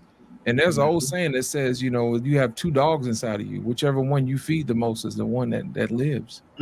So we have to make sure we have to get back to feeding the good dog that's inside of us, the genius is inside of us, because that's what makes us great. I don't know if y'all remember this or not, but when I was in high school, our thing was going to science fairs, and being an inventor was something that I really, really wanted to do. And everybody who I was around, we were in honors classes. That's what we did. They just set us aside, and we would actually do different projects. The main project that I worked on for 4 years was building a hydroelectric dam from scratch. And nobody had ever done that. And everybody else, all the kids were making, lasers and all this stuff to getting help from UAB and other places like that. But we were actually building stuff from scratch, because mathematically and engineerily, we wanted to understand why certain things worked. And if it wasn't for those teachers, and if it wasn't for our parents and the programs that were in place, then that particular genius would not have been expressed. And what happens is, once you understand what your child's genius is, then you push them in that direction and allow them to say, hey, these are some of the opportunities that are available to you. So what happens is you develop a strength, a superpower, so to speak, that you feel confident in, that you can do. And that does wonders for you whenever you come against other different traumas, because you can take something that you're good at and relate it to something that you're not quite good at. Channel it. Right. Yeah, you channel that. So let me ask you a question. Sure. If you don't mind, let me ask you a question, because you offered a solution. Right. But my question is, how do you do it? But I want to see if other people have the answer to your solution. Okay. 2 lions in us, with 2 dogs in us, which one do we feed? Right. And to be fair, fear, and maybe I think this was Simon was going to be fair. To be fair, fear is a natural thing, and actually it can work for us, motivate us, right? So 2 dogs in you, BAS, which one do you feed? But the question is, how do you tell the other one that's the one I want fed? I don't know if you've ever seen 2 dogs behind glass. They go, ah, ah, ah, and then if you move the glass or open the door, ah. What's up? Yeah, they do. So the question is, how do you, let's say you're over here, you're one of the dogs that you really don't want to be. How do you tell the other dog? How do you motivate the other dog in you? But you said, how do you motivate it? How do you become the dog you want to be, if you're not already? What you focus on, you create. Yeah. And the other dog, I mean, of course, I'm trying to think of, can we have an example or something? But so yes, you're going to have that fear, and I'm not minimizing fear, but you do it anyway, in a way. Like sometimes the fear is so much worse. Our idea of the fear is so much worse than what it actually is. How? Yeah, because see, this is what happens. We get on the shows and we name these good things, and people are like, oh yeah, oh I like that one. Oh wow, ooh. So how, Sean? How do we feed the other dog that we want to be? Extensive practice, extensive consistency, and consistency and recognizing it. And when it's recognized, consistently practicing to go in that direction of feeding it. it's difficult. It's easy to lose your mindfulness to something once you start doing it. You know, it's kind of like I remind myself to be faithful all the time because I have this understanding with faith, you have no worries. So when I am starting to worry is when I acknowledge that, okay, my faith is withering. So I remind myself that I have to practice being faithful because I'm getting weak again. And That's an indicator. yes, that's an indicator. And so I'm constantly looking, as he just described, for those indicators. So I'm constantly trying to be aware of when, in fact, that is I'm triggered, or when, in fact, I'm afraid of something, or when, in fact, I'm doing something that I consciously have told myself I want to try to not do in the future. But it's also when you're putting more attention on the things that are positive and that are your gifts and geniuses and stuff like that, you're not thinking so much on the fearful on the things you're not confident about or what you're fearful of, whatever. You know what I'm saying? Like you're getting a confidence boost. And so with that confidence boost, maybe later you can work on those fears because you have built up strength within yourself to do so. That's interesting. Yeah, you're right. And I was just going to say that confidence doesn't eliminate fear always. It can. No, it doesn't. But to understand the fine line between the two is what helps give you that balance to be able to identify when you're being fearful versus when you're lacking confidence. Yeah. Now I'm going to swing it back just so you guys know. I'm intentionally swinging the bat at everything you say. All right. And so the bat that I want to swing right now, how much time is exhausted or lost? How much time is exhausted or lost between the when I recognize, so do I hit a bottom first? And I'm not talking about being superhuman, right? We're human, so I get that. But the goal is to get us past the invisible glass or work with the glass so we can stay on top of our game. We'll naturally decline or feel bad or emotional. That will happen naturally. But then sometimes we sit down and we feel so defeated, so exhausted. And then what do we do to get back up? Because if we don't have those plans in place, we can feed the dog we want, we can practice that, and then get out there with this big bullseye, right? The biggest athlete is the one standing with the bullseye, get hit, pow! And how do we recover from that? It takes practice. Let me explain something. Expecting it to happen. Go ahead. You go ahead. I was just saying that you need to amp yourself up. Like I said that I've been in Taekwondo, so I've also done tournaments and stuff like that. Before we get in the ring, I'm listening to rock music, just then I go do it, So whatever amps you up, you do that to give yourself a power boost, basically. Okay. So finding ways to motivate yourself. After it. Yeah. Okay. I like where Dr. K was about to go because that's where I think I was going to go. But go ahead, Dr. K. Please speak on where he was going. I was going to say, if we expect that it's going to happen, especially when we start something new or we start tackling or drawing more attention to that one dog, I guess we're going with that. We expect it to be, smooth sailing and things like that. And then when something happens, which of course it's going to, we think something's gone wrong. So expecting it to occur. And sometimes even with my clients, we'll talk about, all right, what are the obstacles that we can pretty much expect to happen? Now, some we can't expect, but how are we going to pivot? There might be a pivot we have to make. And that might be also reminding ourselves too that nothing's gone wrong here at this moment. Like this hasn't changed anything. And I'll add too, and then I'll pass the mic. Something I like to ask my clients, and even myself, when I've reached, a challenge or a crossroads or something. And I imagine the Katie who has made it, the Katie who is where I want to be now, but she's made it.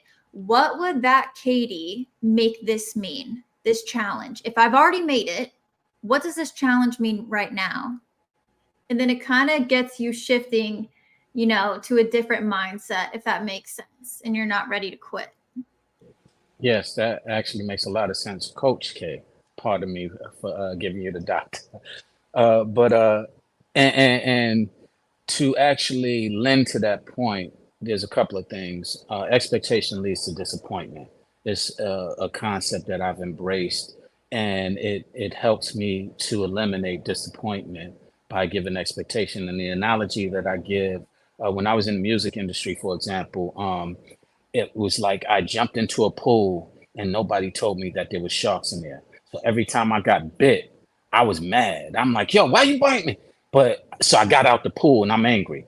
So then in reassessing and reevaluating it, what I understood is that this time when I jump back in, I know there's sharks. So when I get bit, I'm prepared for the bite, but my goal on getting in the pool is to get across to the other side. So I go ahead and I journey to swim across the other side, and all of the bites that I take, how disastrous they might be or how painful they might be, I continue to go forward because I know that's part of being in this pool. And if it doesn't disable me, my goal is still getting across. And that's how I kind of cope with it and deal with it, to your point. It's good. Good. Oh, you're muted. Thank you. I lost in translation. You had something? Yeah. As you know, in these spaces, sometimes things can get heated and people want to go back and forth.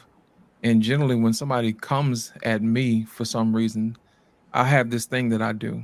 Do they really want an answer or do they want confrontation?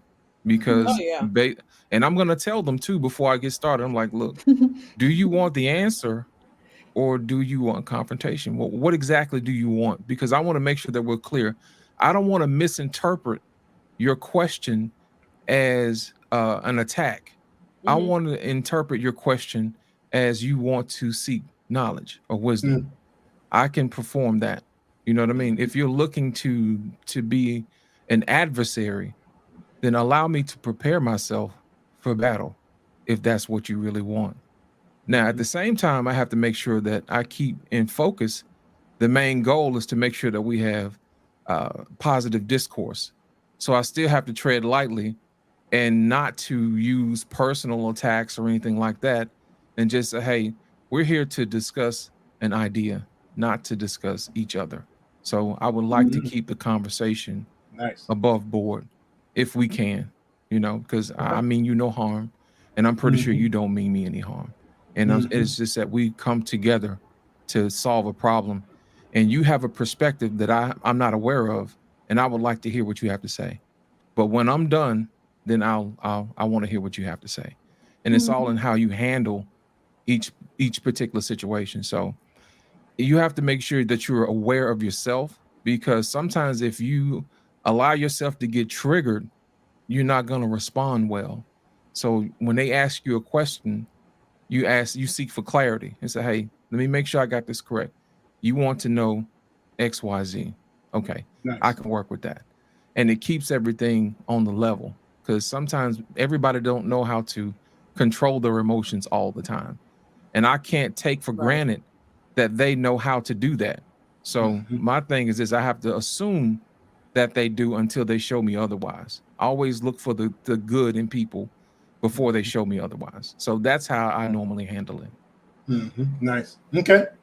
So can I share really quick? I've been wanting to share this quote for like a couple weeks. And it's by Stephen Covey, who I think he wrote like the 7 7 habits. Of highly effective people or something like that, or wealthy people or something good.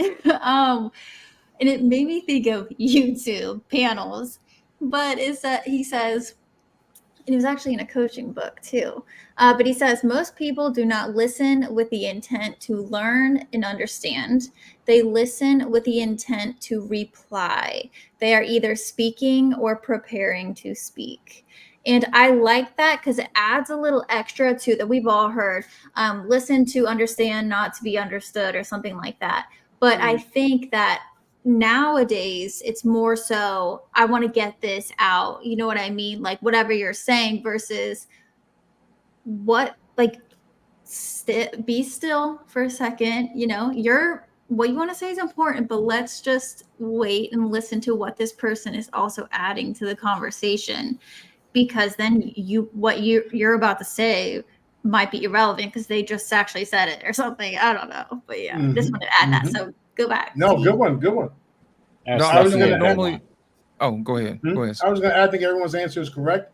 And we can't predict the future. My thought was step 3, actually. And step 3 here is developing coping mechanisms. So in the event of, because one of you were mentioning natural disasters, right? We can't stop that. That is work that we can't, I don't care how much we prepare. There's some things it just won't happen. But coping strategies, how do we deal with certain pains? I can't take back some of the things that have happened to me. I just can't go back in history. But how do I cope with it? And I can recognize all day long the banner versus the glass and the impact of it. But how are we dealing with it? What coping strategies have we put in place? So things like when I'm here, like recognizing what dog do we want to feed? That's a coping strategy of recognizing. Yeah. Meditation. That's a coping strategy of meditating. Getting pumped up. Music is a coping strategy, or the words. Now we have to be careful. Sometimes we get lost in the beat and not really paying attention to the words, or sometimes we take the words and that's not what it was meant, right? Or sometimes we can actually use music. So developing coping strategies. And I'm just wondering if the panel wouldn't mind, and Coach K, what would you consider some of your top, if you were to share with the world your secret of, what are some of your top coping strategies just to deal with life in general? I would say one, well, of course, we already said awareness or recognizing, but naming the thoughts or I like to call it separating the thoughts out. So oftentimes what we think is a fact and is happening to us and like there's nothing we can do about it. Oftentimes it's actually what we're thinking about a situation. And when we can recognize that it's actually how we're maybe perceiving it, that gives us control back over it, if that makes sense. Another one too is finding the evidence. That's kind of with the thoughts too, is what are the negative outcomes that I am worried that will happen? Possibly how many times this has actually happened? Is it possible that there's times where it hasn't happened? Something like that. Finding the evidence to the contrary. And then I'll just add one more, because of course there are times, those are what I just mentioned are usually for times where it's kind of our thinking that might be causing the suffering sometimes, but for things that we want to feel bad about, losing someone, let's say you get in a car accident, something that just really sucks, letting the emotion be there. So if you're doing mindfulness, that's great. Some type of meditation or feeling where the emotion is in your body, how fast, slow, what the color is, letting it be there, and recognizing that this is there for, I'm going through this and I'm just going to let it take as long as it needs to take, kind of surrendering to it, if that makes sense. So it does. I just want to throw a challenge. I'm swinging the bat. No, Coach, you don't understand. So we do as coaches. You don't understand. I just can't. I'm not just going to sit with feeling disrespected. People aren't just going to disrespect me and I just sit with it and just like, oh, we'll flow through the feelings, let the feeling work through. No, F that. That's more kind of a high emotional, maybe anger, frustrated, right? Yeah. Or the silence. No, what I'm saying doesn't mean shit. Never mind. I'll just be quiet. Never mind. No. Go ahead. I'm dumb. I'm stupid. I'll just sit with, I'm going to be. So like reacting to it or like I'm just sitting with it, shut the fuck up. That's what I'm gonna do. I would say if I'm, of course, you're my client and I'm gonna make sure I'm hearing you correctly and see what's going on. Right. But if I just take what you said with a grain of salt, I would say, but are you letting it be there though? Like, are you okay with this right now? Like, are you pushing back against it? Like, if that makes sense. Are you being honest? With myself. That's really what it boils down to from what you just described, and it lends to the point of your question, which is one of the things that I do as far as my coping mechanism is try to be honest with myself as well as with others. Start there. And then the other thing that Coach K just mentioned, and I say it in a different way, is surrendering. So I have this thought and belief that for sure the Lord knows what I know not. So, and I've learned that through experiences that if I would have done it the way that I thought to do it, the outcome that has come out of it would not have been as pristine as it turned out when I released it to my Lord. And so those are coping mechanisms that I use personally. And, it's a difficult thing to do often, but I remind myself, and I say it probably anytime I'm going through trauma, for sure the Lord knows what I know not. I remind myself of those things so that ultimately I'm thinking of something bigger than the moment, because the moment is something that is challenging me, but the future might be something that rewards me. I want to add that is so good. It's funny because we were just me and my discipleship lady. We were just talking about how if we would have gotten how we wanted it to be, all these beautiful people and things that happened wouldn't have happened. But also, too, it happened even better than we thought we had even could have planned. But the other thing I was going to say, it just escaped me, so I'll let you go. Whoever was going to go. Anyone else on coping? Coping. It really depends on what the situation is. You know what I'm saying? If it's anger, you might need to go walking or exercise. You know what I'm saying, to burn off that adrenaline that you have. This anger and rage creates adrenaline when you're being put in the fight or flight. So, yeah, exercise, drink some water because you need to take care of the inflammation. If you're having anxiety attacks or panic attacks, again, drink ice cold water because all this negativity creates inflammation in your chest. You know how you feel like you're getting hot. You're literally getting heated. It's not just in your head. You really are getting heated. So you need. I thought that was just a phrase. I'm getting heated. Nope. All right.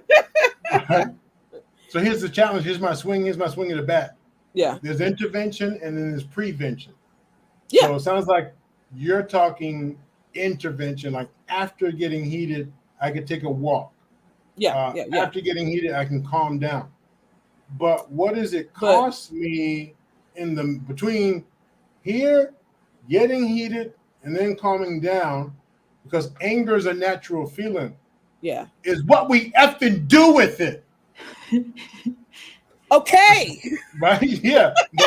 But in that, I mean, we'll pretend that verbiage was verbiage, but I mean, you know those gamers that are playing the game, mother, pow, Right. You know, $1,000 to $2,000 are thrown down the drain because they busted up the computer, the headset, all that mess. They, ooh, yes. Now I can go walk after. Ooh, woosah. See, that's the reaction piece of it. You're not allowing it. You're just reacting. Mm-hmm. Well, go ahead. Also knowing what things are and leaving it there. Games are what just do you mean? games. What do you mean knowing things are? What do you mean? Games are just games to the healthy mind, right? Mm-hmm. But to the unhealthy mind, that's their life. They really think they live in that game. And they didn't do anything wrong. Like they hit the button or whatever. Like, no, like they're cheating. Right. I don't get the reset button. I went to the store for some upgrade on one of the games I play, and the guy helping me, he's like, "Did you hear what happened?" I was like, "Hear what?" He's like, "There was a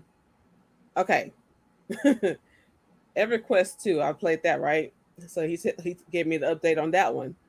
There was a girl who was prostituting herself for in-game armor, money, Credits. right? All that stuff, right? Basically, right. I was just like, wow. So they shut her down. And so World of Warcraft, I was playing that game too. He said someone deleted themselves over that game because they were up there, like they were in-game rich. Like the richest person you can find, that was him in the game. His game was hacked and all his stuff was stolen. So instead of calling, was it Blizzard for World of Warcraft? Right. Instead of calling Blizzard and saying that he's been hacked and robbed, and they can literally go into the server, get the info on your account, and fix it for you, he deleted himself. He couldn't think that far ahead. Right. He just stuck in the moment. Right. Or separate himself from that identity almost. Right. Wow. So that's the unhealthy side of your life is so bad that you want to escape through games and make games your life, your reality, and make this world like a nightmare-ish life that you're existing in, right? So it's just, you have to see things for what they are. If you don't, you do yourself harm, and by doing so, also, you don't overthink things. It's preventive work if you see things for what they are and where they're at. Yeah. Well, can I swing the bat this time? You bet. Good. Let's swing. Yeah. You have a very valid point, but the bat swinging that I'm referring to is it's not specifically about separating. In my opinion, it's more about what do you value. Right. I don't sit and judge what a person values. I try to help them identify, is it worth valuing? Yeah. Could you reprioritize? Yeah. Could you think of as you said, hey, this is we understand you value that game, but there are resolutions to help you out when it becomes challenging or when that which is valued is compromised. And then you might be able to help that person. And so I just say, as opposed to saying, because if you tell them that ain't life, you're disqualifying what they value. Right. But now let's look at the steps. Well, I wouldn't say that to a person that I know is mentally unhealthy and stuff like that. That's their escape. You can't approach them the same way you would like normal people. But to the point that the doctor said earlier on, what is normal? Because you value certain things and it has worked well with you, you would call it normal. And I say in quotes also because like what is normal? You know what I'm saying? I can only tell you what's normal for me, and then you can speak on what's normal to you. Right. So it's gonna always be quotations. Right. So we'll get Okay, I'm giving it back to you, sir. I'm giving it back to you in a second, Lost, but in translation. But let's look at our steps. So if we're talking about anger, recognizing step one, recognizing and acknowledging the trauma and anger. What are we getting angry about? I say anger. When people say, well, the anger is a natural feeling and is a secondary to something else. But anger also usually happens. We feel it when we feel inconvenienced. So how many times do I have to tell you, oh my gosh, you're getting on my nerve. I go to the bank during the lunch hour, and is this long line. Really, you're taking a break at lunch hour? You guys don't know how to run a business to know that. So I feel inconvenienced. I'm angry. So I say, we are saying to all of our listeners, please recognize what's at the root of the anger. Because if I'm playing a game, okay, I'm going to value my equipment, the system, the blah, blah, blah, and the fact that it's just a game. But what's at the root of my anger?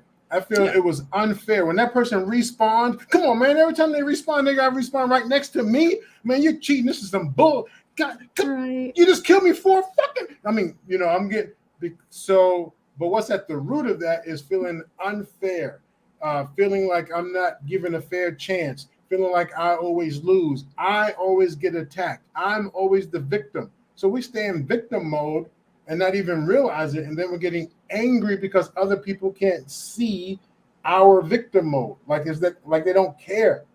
And then when I turn to say, it's me, the victim, and they're like, damn, you need to do something about that. But the reason I turned to you is because I was hoping you would help clean up the victim. And I'm not mocking, but that's that kind of pitiful. When we talk about relationships, we talk about a man who turns that, well, I was hoping, and the woman is like, for real? Now I don't want to lock into stereotypes, but for those who don't want to show weakness because of the fear that if you really see me when I'm at my weakest, how many times are we putting on makeup or putting on the filter things? How many times are guys making sure that their shoulders, and how many times are we making sure we have all the right things and all the right equipment because we fear that if they really saw who I was, right? If they really saw when I'm angry, you don't want to see me when I'm angry. So these things, or too happy, I stay happy because that's the way I'm supposed to be. And then when I finally let my jaws loose, so recognize the trauma. And this is all of us, even as you're listening, if you're like, oh yeah, I know that person, that's Tom, that damn Tom, all of us have it. And then step two, identify what is it that you want to prioritize about that? What about this anger? Is it the system? Man, I spent $2,000. I don't want to spend $2,000. So does that mean if I'm on a system that only costs $50, I can get loose? So what are we prioritizing as the goal here? Less anger outbursts, less believing that I'm the actual person in the game. Oh no, the game, got to reset. Or is it that I feel that I can't win? I never get a chance. And then number three, developing the coping mechanisms. Recognizing I'm not going to win every round. I'm not going to win every game. I'm not going to, hey, what I need to do to calm down. Can I pause the game? Yeah. Now, if you put it on the internet, if you're playing against somebody, is this go action? Then is that the best game for me? Is this the best relationship for me? All the internet dating right now, but is that the best for you if there's no physical touch? Did you notice that your paranoia went up and your jealousy went up when you're dating online long distance? It's just the long distance thing. I just can't do long distance. That's interesting, because didn't your last relationship that was in distance, weren't you worried about them cheating on you and being jealous and all that? In distance, long distance, out of distance. All right. So those are the 3 steps. Let me add one more, and I'll turn it over to you guys to cook. And I am aware of time. Step 4, build a support system. Build a support system. And not just a friend. I say friends know you. Parents, they know you. They know what you look like. They know what you smell like. But do they really know you? So we have to be careful, because if I call my friend at 2 a.m. and they say, oh, man, I'll pray for you. But that's nice. But do they really know the risk factors? Do they know my risk factors that put me at risk and why I need your support? If I have low intimacy issues and I call you at 2 a.m. because I feel lonely and sad, I'm not talking about a booty call. I'm talking about like I call you for support at 2 a.m. and you say, man, that's really messed up and that's crazy and that's foul. It's messed up and it's crazy and it's foul. That helped. But I didn't know to articulate that I feel like there's a hole in me that anytime intimacy is poured into me, it seeps out. So because I wasn't able to speak to my true risk factor, then all you're really doing is giving me feel-good conversation, but does it really address my impulsivity? Hey man, tonight, tomorrow, I'm going to do that. Whoa, as a support person for me, are you helping me address impulsivity? And you can't just be saying, dude, you need to calm down, man. You need to calm down. Need to, that's like a sign that says wet paint don't touch.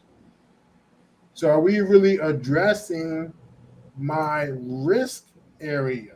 I'll give you one more. That's a huge one for people in relationships. Deviance.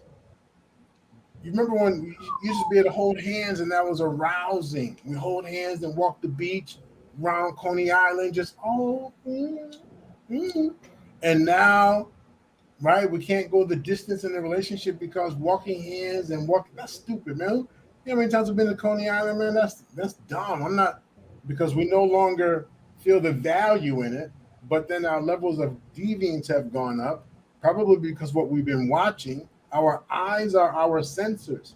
So the more TikTok we view, the more things we hear, the more, and then I turn and expect that in my relationship.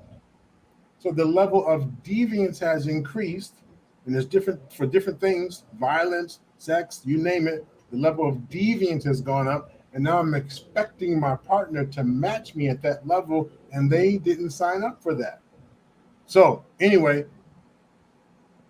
support systems. So whoever wants to cook on what I said, please do. I think LIT was next. Yes, sir. Absolutely. Thank you. Yeah.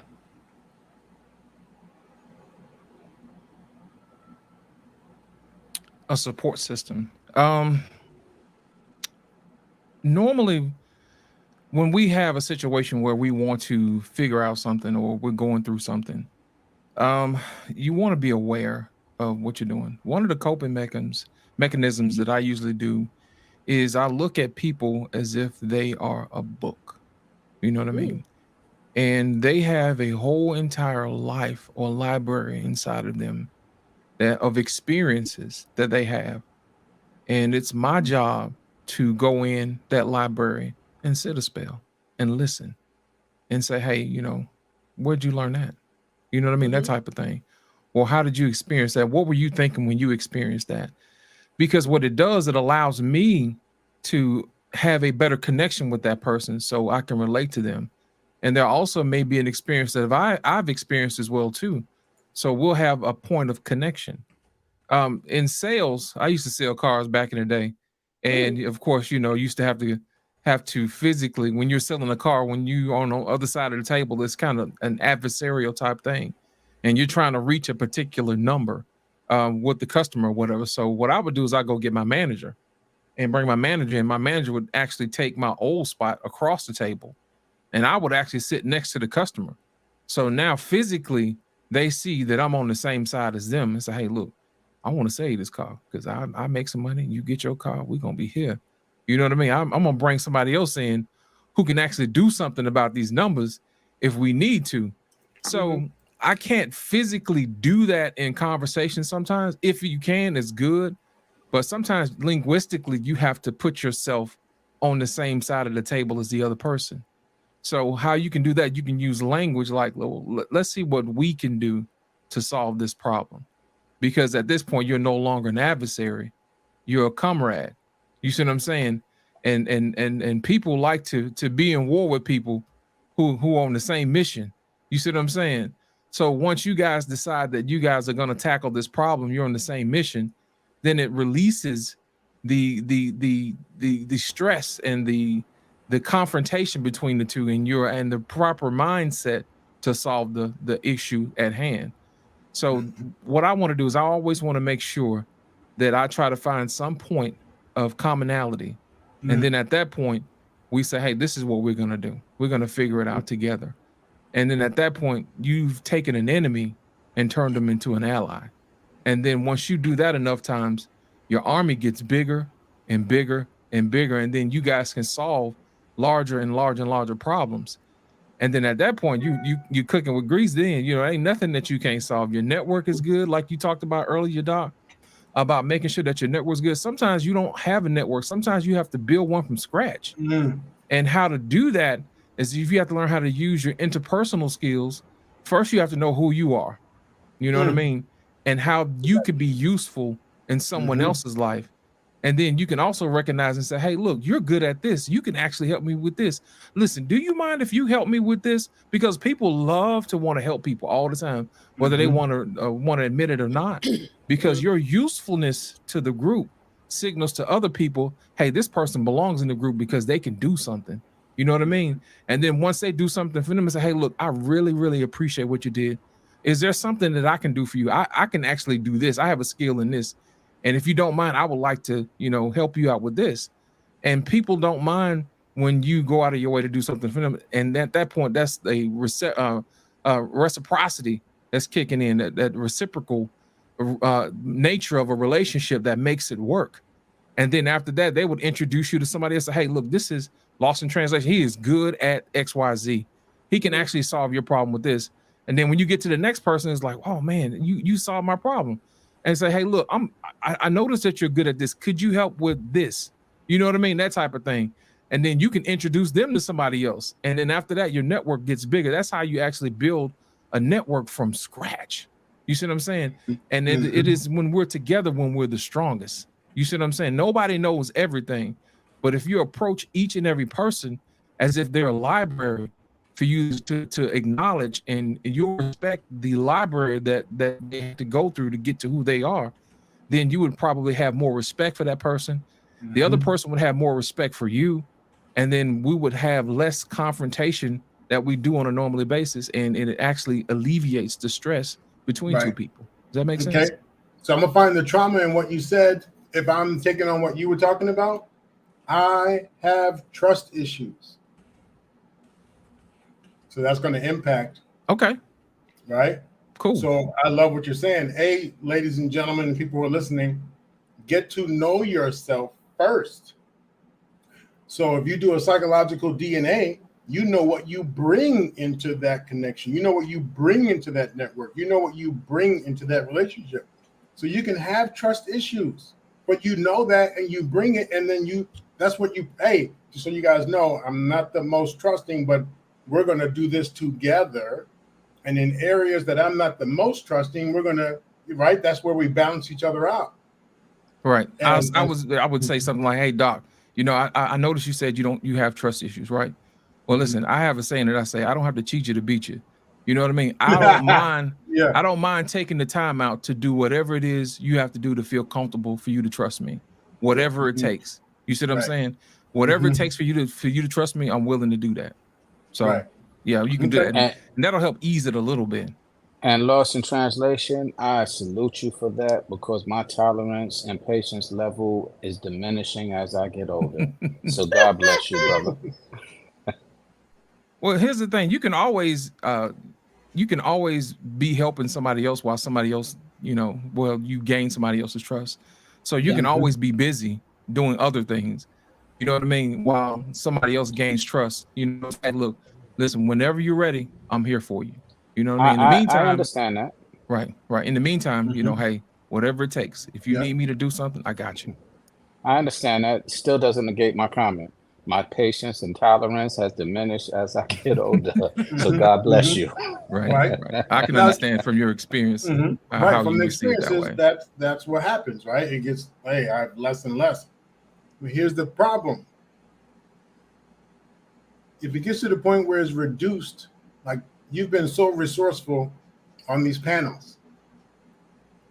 Well, how many times have you been on those panels that it just turned chaotic and silly and foolery and but you still came back? you either hung on long enough in that particular show to still fight back. I told you, and some people not remember the show you and I were on. Yeah. And I was like, oh, and I don't normally leave. I was like, I'm out, man. I don't even hear this craziness. And then later I was thinking, like, I was kicking my own ass. Like, damn, I left Sean. Oh. And I mean, Sean wasn't thinking about me. He was handling his own. They were right. But I was like, oh, I left. And I came to the next show prepared. I'm not leaving Sean. I got his back.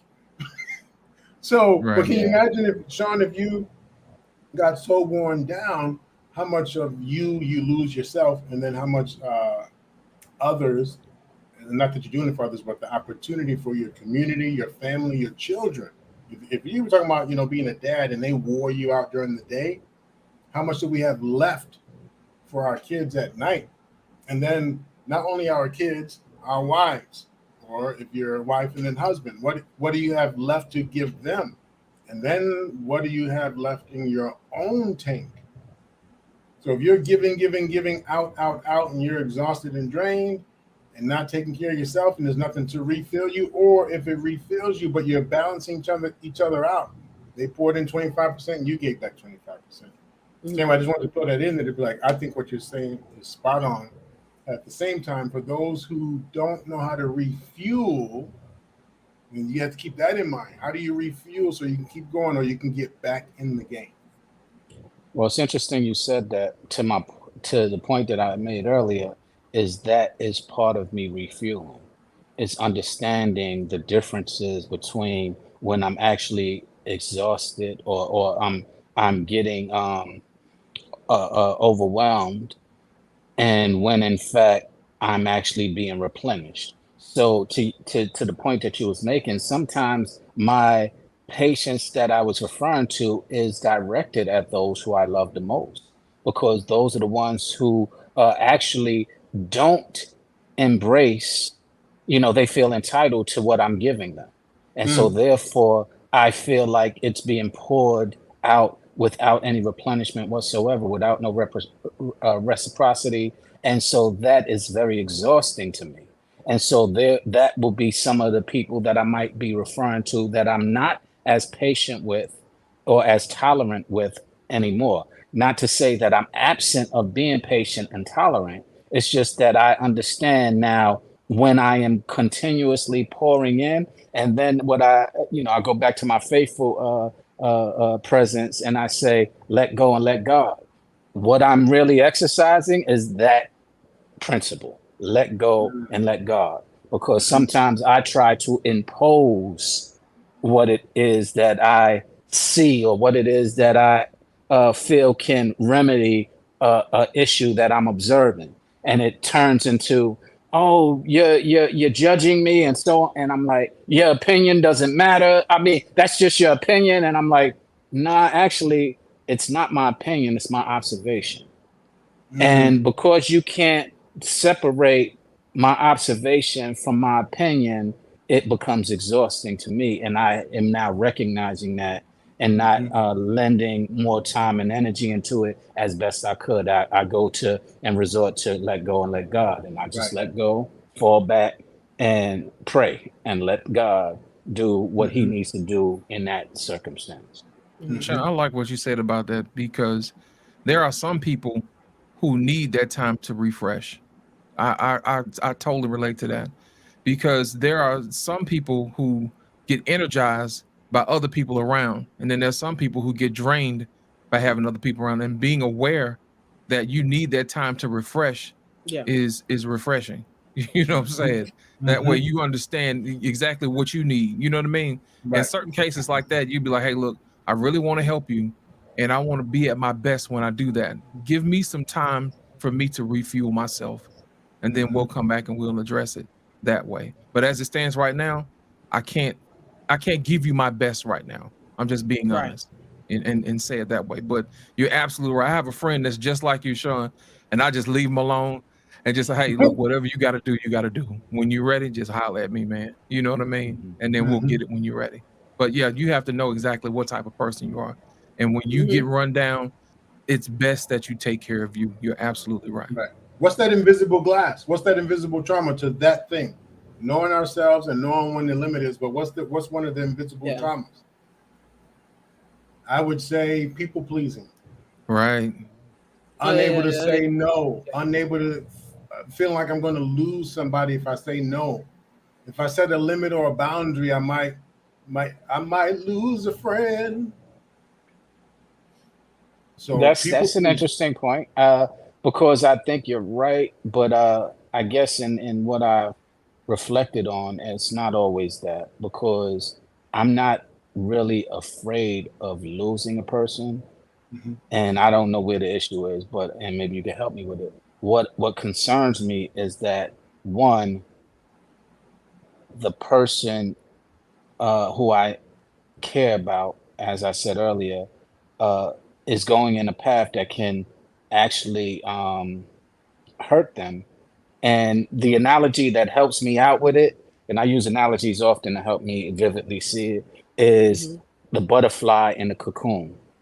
Pastor A.R. Bernard gave an example to his congregation. I was there at church that day, and he said, sometimes we as people, we look at this cocoon and we see it moving, and we see it moving and moving, and we see that inside there's a butterfly trying to come out of that cocoon, and we're seeing the struggle. And so we naturally, and this is where I naturally want to help get you out of that struggle. And he said, but what happens is I go and the butterfly spreads its wings and it's out of the cocoon, and then it withers down to the ground and dies, simply because that struggle was giving his wings the strength to be able to soar. And Right. I have to remind myself of that.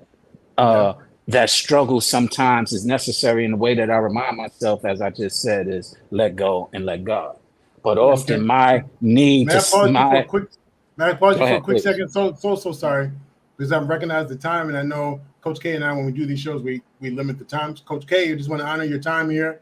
Sorry, you're good. Just a random thing that I had to handle. But Yep, you got to anyway, go handle your business, but just want to give you a chance to yes. say your final. Yes, this was a great conversation, and all of you have brought so much value to this conversation. And what I love about this, Dr. Nakumbe, is how you've broken this 3-part series down, and especially this episode is the action plans and how you're going to go about managing what you're wanting to tackle, and this is how you do it. So of course, it doesn't mean it's gonna be easy, but you're not stuck.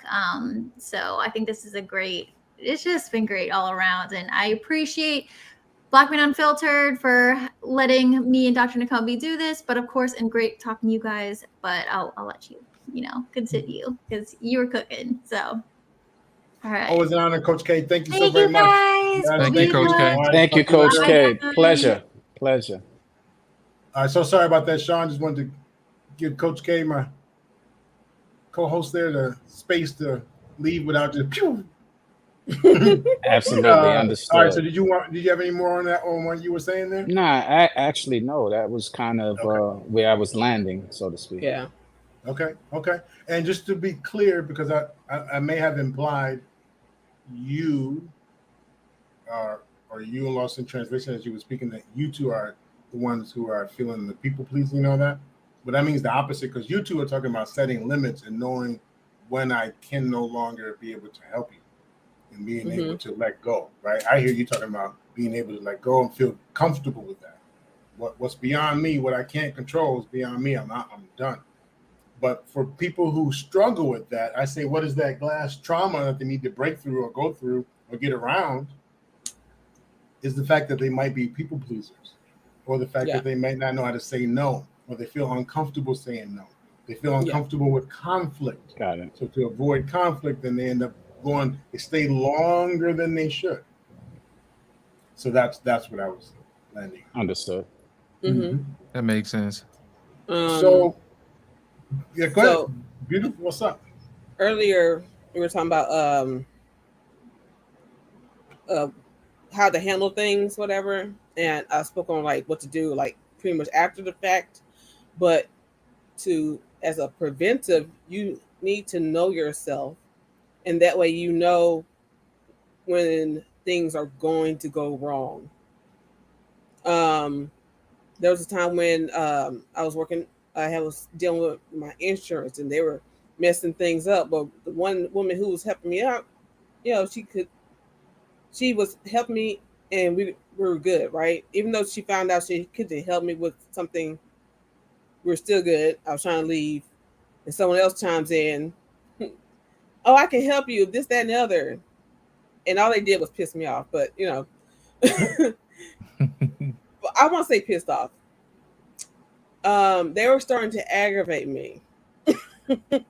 Okay. And knowing that, I knew it was time to go. Right. And they kept at me. And I just finally had to tell them, "You're aggravating me, so I'm leaving. Have a nice day." But that was my preventive of getting pissed off, basically. I knew where it was leading because I was paying attention to myself and how I was feeling, that things were getting negative. It's time to go. Okay. So yeah, it's knowing your triggers, knowing what you're gonna put up with, what you're not gonna put up with. In anything, it's not limited to anger in anything. You have to know yourself. Okay. That's the biggest thing. Okay. Let's see. And what was the fourth thing you said? Remember? What? Just real quick, while you're examining that, looking at that, Sean, Mr. B, has joined us. Thank you so very much. And I understand you might need to hit the road here also. So thank you so very much for joining us. Also an honor to have you and work with talk. You bet. Thank you for sir. having me. Pleasure again seeing you all. This is my first time seeing and being on with Coach K. So Coach K, pleasure as well. Doctor, always a pleasure. Bass, always a pleasure. And Lit, always a pleasure. So thank you, sir. Peace to you. Have a good one. You got Have it. a good one. Thank you. Thank you. Thank you. All right. So BA, sorry about that. Mm-hmm. Oh no, not tripping. Build a support system. My support system is my sister, who we met in high school and been sisters ever since. My brother and a few other members, but basically, everyone has a certain level of knowledge of me. Especially my sister, because we just used to be connected at the hip. When you saw one, you saw the other. And I can definitely call her at any time. Like I had to call her in 2020 after my cousin had passed away and some shit hit the fan. And man, that was the angriest I'd never been. That was a whole new level of rage. Right. And I called her one day because I was just like, can't do it. She's like, hold on one sec, doctor. My sister needs to see you stat. I was in that day. I mean, she handled everything, and that was just from me calling her, talking about, can't do it. See, she knows her friend. Yeah. Same thing with me. She can call me, and I'll be like, okay, I'm there. So yeah. Okay. Yep. Thank you. And you know these people because they've already been there for you in some form or fashion at some point in your life. Right. And they've been there for multiple times. So you know who you can trust to be there for you and who you can't. Right. So, but now I hate to demonize everything, but know who's there for you. And I don't want to say why they're there for you, but think about it for a moment, because they're the friends. And I think, lost in translation, you were just talking about that friendship, that connection, the what'd you call him, the comrade, or you didn't call him comrade? You said, are you trying to whack me with a bat again? No. I'm for our listeners, because you said such an interesting point about once you trust and get to know the people, awesome. Yeah. But it's those exact people that we say betrayal. I'd have never saw that coming from you. I knew you could do that. I never thought you would do that to me. Betrayal. We didn't see the betrayal coming. So I say, absolutely. I agree with you. Absolutely. Once you kind of get to know your people and you know them. Yeah. But at the same time, I wouldn't shy away from every once in a while having those conversations about why are we important to each other? I don't mean like a business meeting, but I mean like really checking it out. Like, why do we connect the way we do? We can laugh about it, but if we think about it, those who are there for as long as we have something, as long as I have the bag, you're with me. As long as I have my status, you're with me. But have a job for 10 years and then like leave or get fired or go somewhere and see how many people out of those 10 years even called to check on you. Maybe one. Yeah, maybe. If you're lucky. If you're lucky. There's one. Out of sight, out of mind. Out of sight, out of mind. Not a soul. And so leaving a job hurts.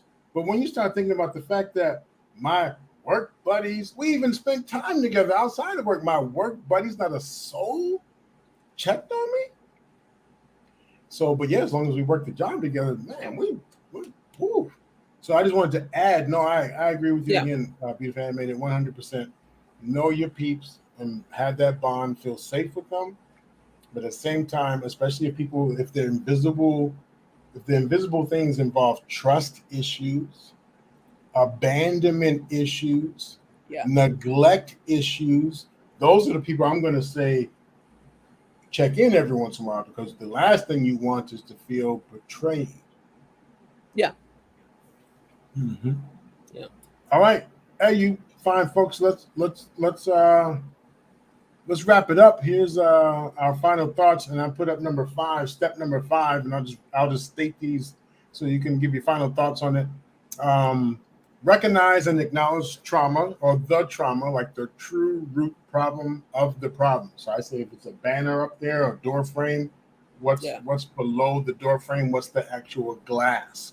Yeah. If you think about it, how do we unpack our stuff? How do we unpack it and do the work? And who's to decide if we've done the work? Mm-hmm. Right? There's always someone telling us what we need to do and what we should do. And that's why I asked you guys earlier, how do you know if you have a problem? Identifying your goals and prioritizing, developing coping mechanisms to cope and deal with some of this stuff. Some of the stuff we cannot control. Yeah. We cannot. And just because we can, and the things we can control, we have to also be aware of how we try and control others. You know, a person persuaded against their will is of the same persuasion still. They're not going to change until they are ready to change. Right. Developing coping mechanisms, building a support system. I say teach the people your core stuff. Teach them when you're sober, so to speak. May I be honest with you? These are my really core things that I need support with, not just the surface things. And then whatever plan you put together, how do you know it's working? Check it out every once in a while. As I was just saying to you, Beautiful Animated, checking out the friendship every once in a while, making sure we're still good. Even though those things seem like common sense, I don't think it ever hurts to evaluate, to check it out. They do it at work. Don't you have annual reviews and different things like that? Yeah. All right, what are your thoughts? Light them up. I mean, the thing is, you should always be paying attention to yourself. So therefore, you will see where you've made progress and where you haven't made progress.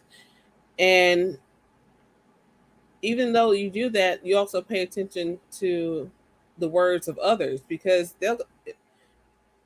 anyone who knows you will see a difference, some level of difference, right?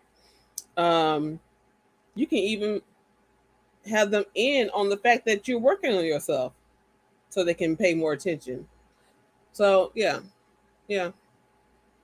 But when you've been constantly observing yourself, you know when people are out to help you, you know when people are out to be on the shit, on the bullshit. Mm-hmm. Right. Yeah. So yeah. Okay. Awesome. Thank you. Lost in translation. What do you have for us? my thing is people need to get a healthy relationship with failure. Thomas Edison found 1,000 ways for the light bulb not to work, and all it took was one for him to figure it out how to get it to work. And I think a lot of times we internalize who we are because we have failed, when we should be looking at who we are because we have overcome. You know what I mean? No matter what you're going through, you know what I mean? You should always look at your failures as a gift, so you'll know exactly what to do next. So be comfortable with failing. Have a healthy relationship and say, you know what, I failed, but guess what? I get to try one more time. You know what I'm saying? I get to figure it out one more time. And you know, another thing that you'll find out when you fail, you'll know when to bring somebody else in and say, hey, look, man, I've tried this 1,000 times and it ain't worked. Could you take a look at this and see if you see anything that I'm doing different? You know, what's his name? Alexander Graham Bell. He could not get the telephone to work until he brought in a brother who was like, hey, man, you know, hey, could you take a look at this and see if I'm doing something wrong? And people don't realize there was a brother that actually helped him with developing the phone and the telegraph. You know what I'm saying? He had to bring in fresh eyes, as we call it in the business, so you can actually have somebody to take a look at it to see things from a perspective that you haven't seen. So always embrace failure as a gift. So it'll allow you to actually get to the next level of where you need to go. And in sales, we used to call that, if they say no, you say next. So that way, that's my thing. Always make sure that you guys embrace failure as a gift and not as an indictment on yourself as you were being a failure. The problem failed, you didn't fail. The only time you fail is when you stop moving forward. Thank you, Doc. Fabulous, fabulous. I always say you don't stop learning until you die. That's right. That's right. Yeah.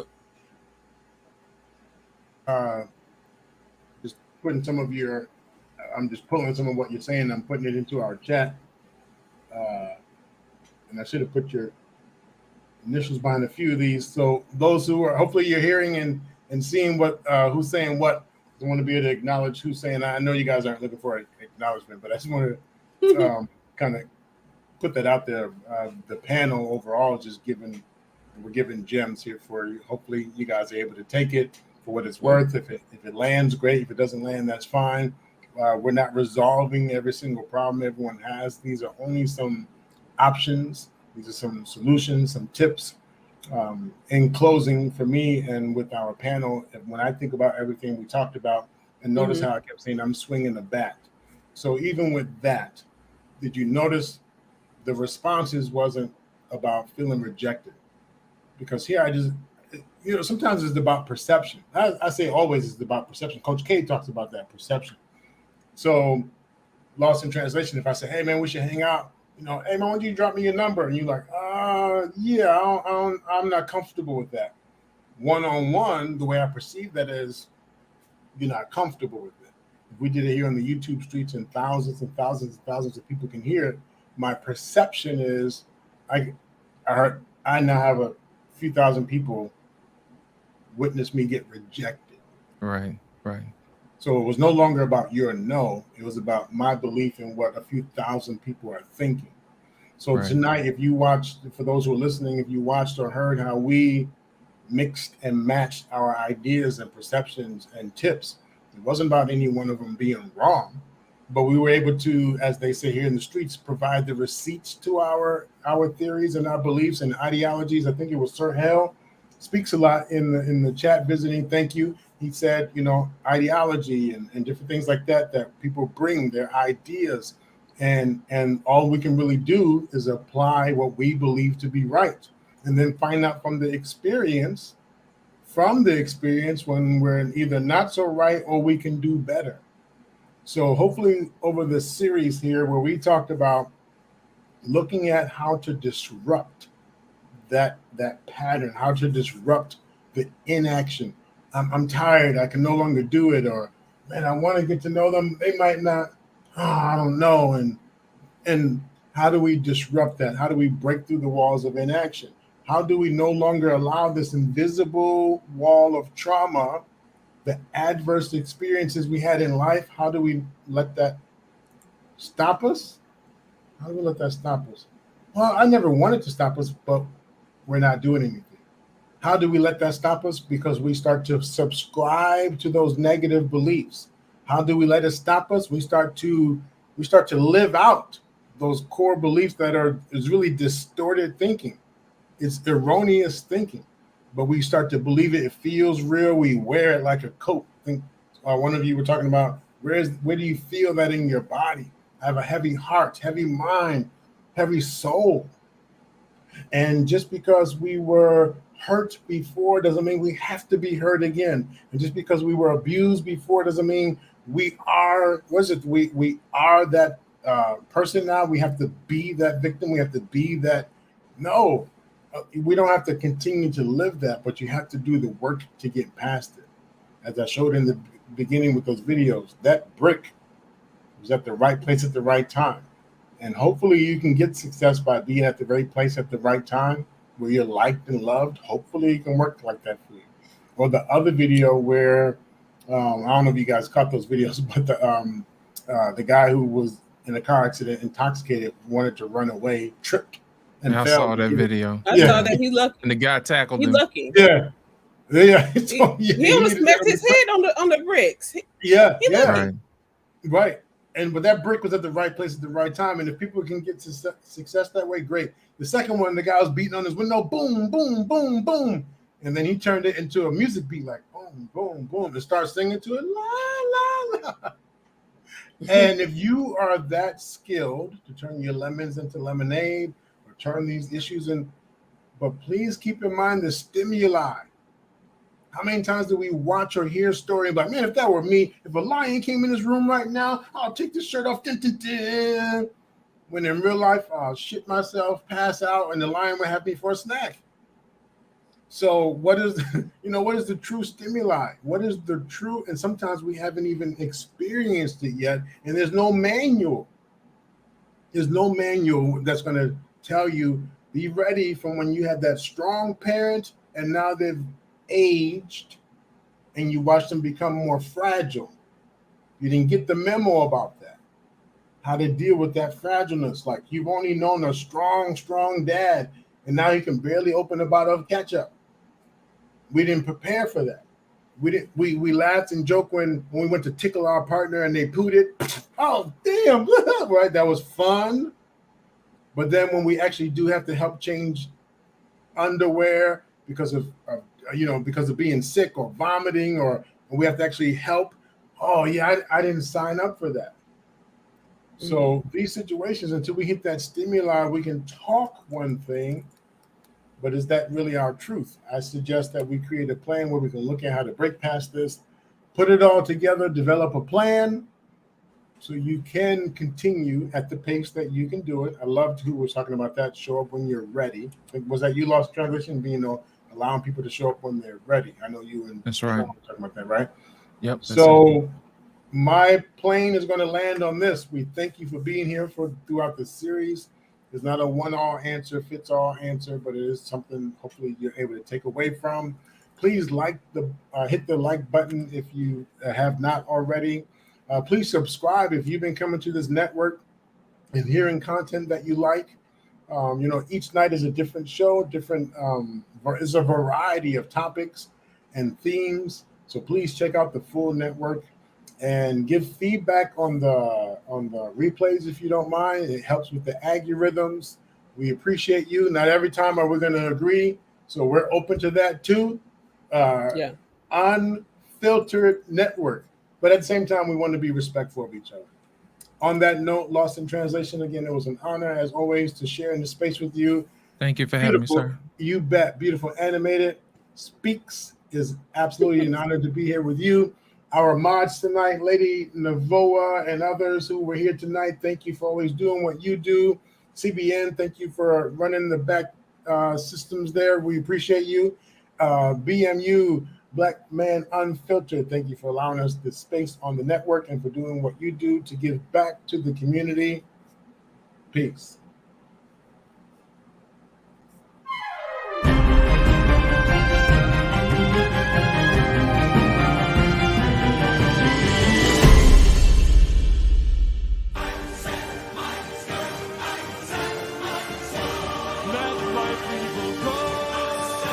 go, go, go, go, go, go, go, go, go.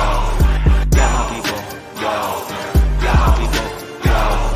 Ay, ay, yeah. Pillar of fire by night and a pillar of vapor by day. Walk through the desert, but when you admire the light, see the villains are paper mache. I'm on the way to the promised land, no contraband. I'm an honest man, I'm coming. Have y'all met me? I'm set free, playing my part like the Red Sea. Man, I'm from heaven, I'm here with my brethren. The volume's 11, now we're getting rowdy.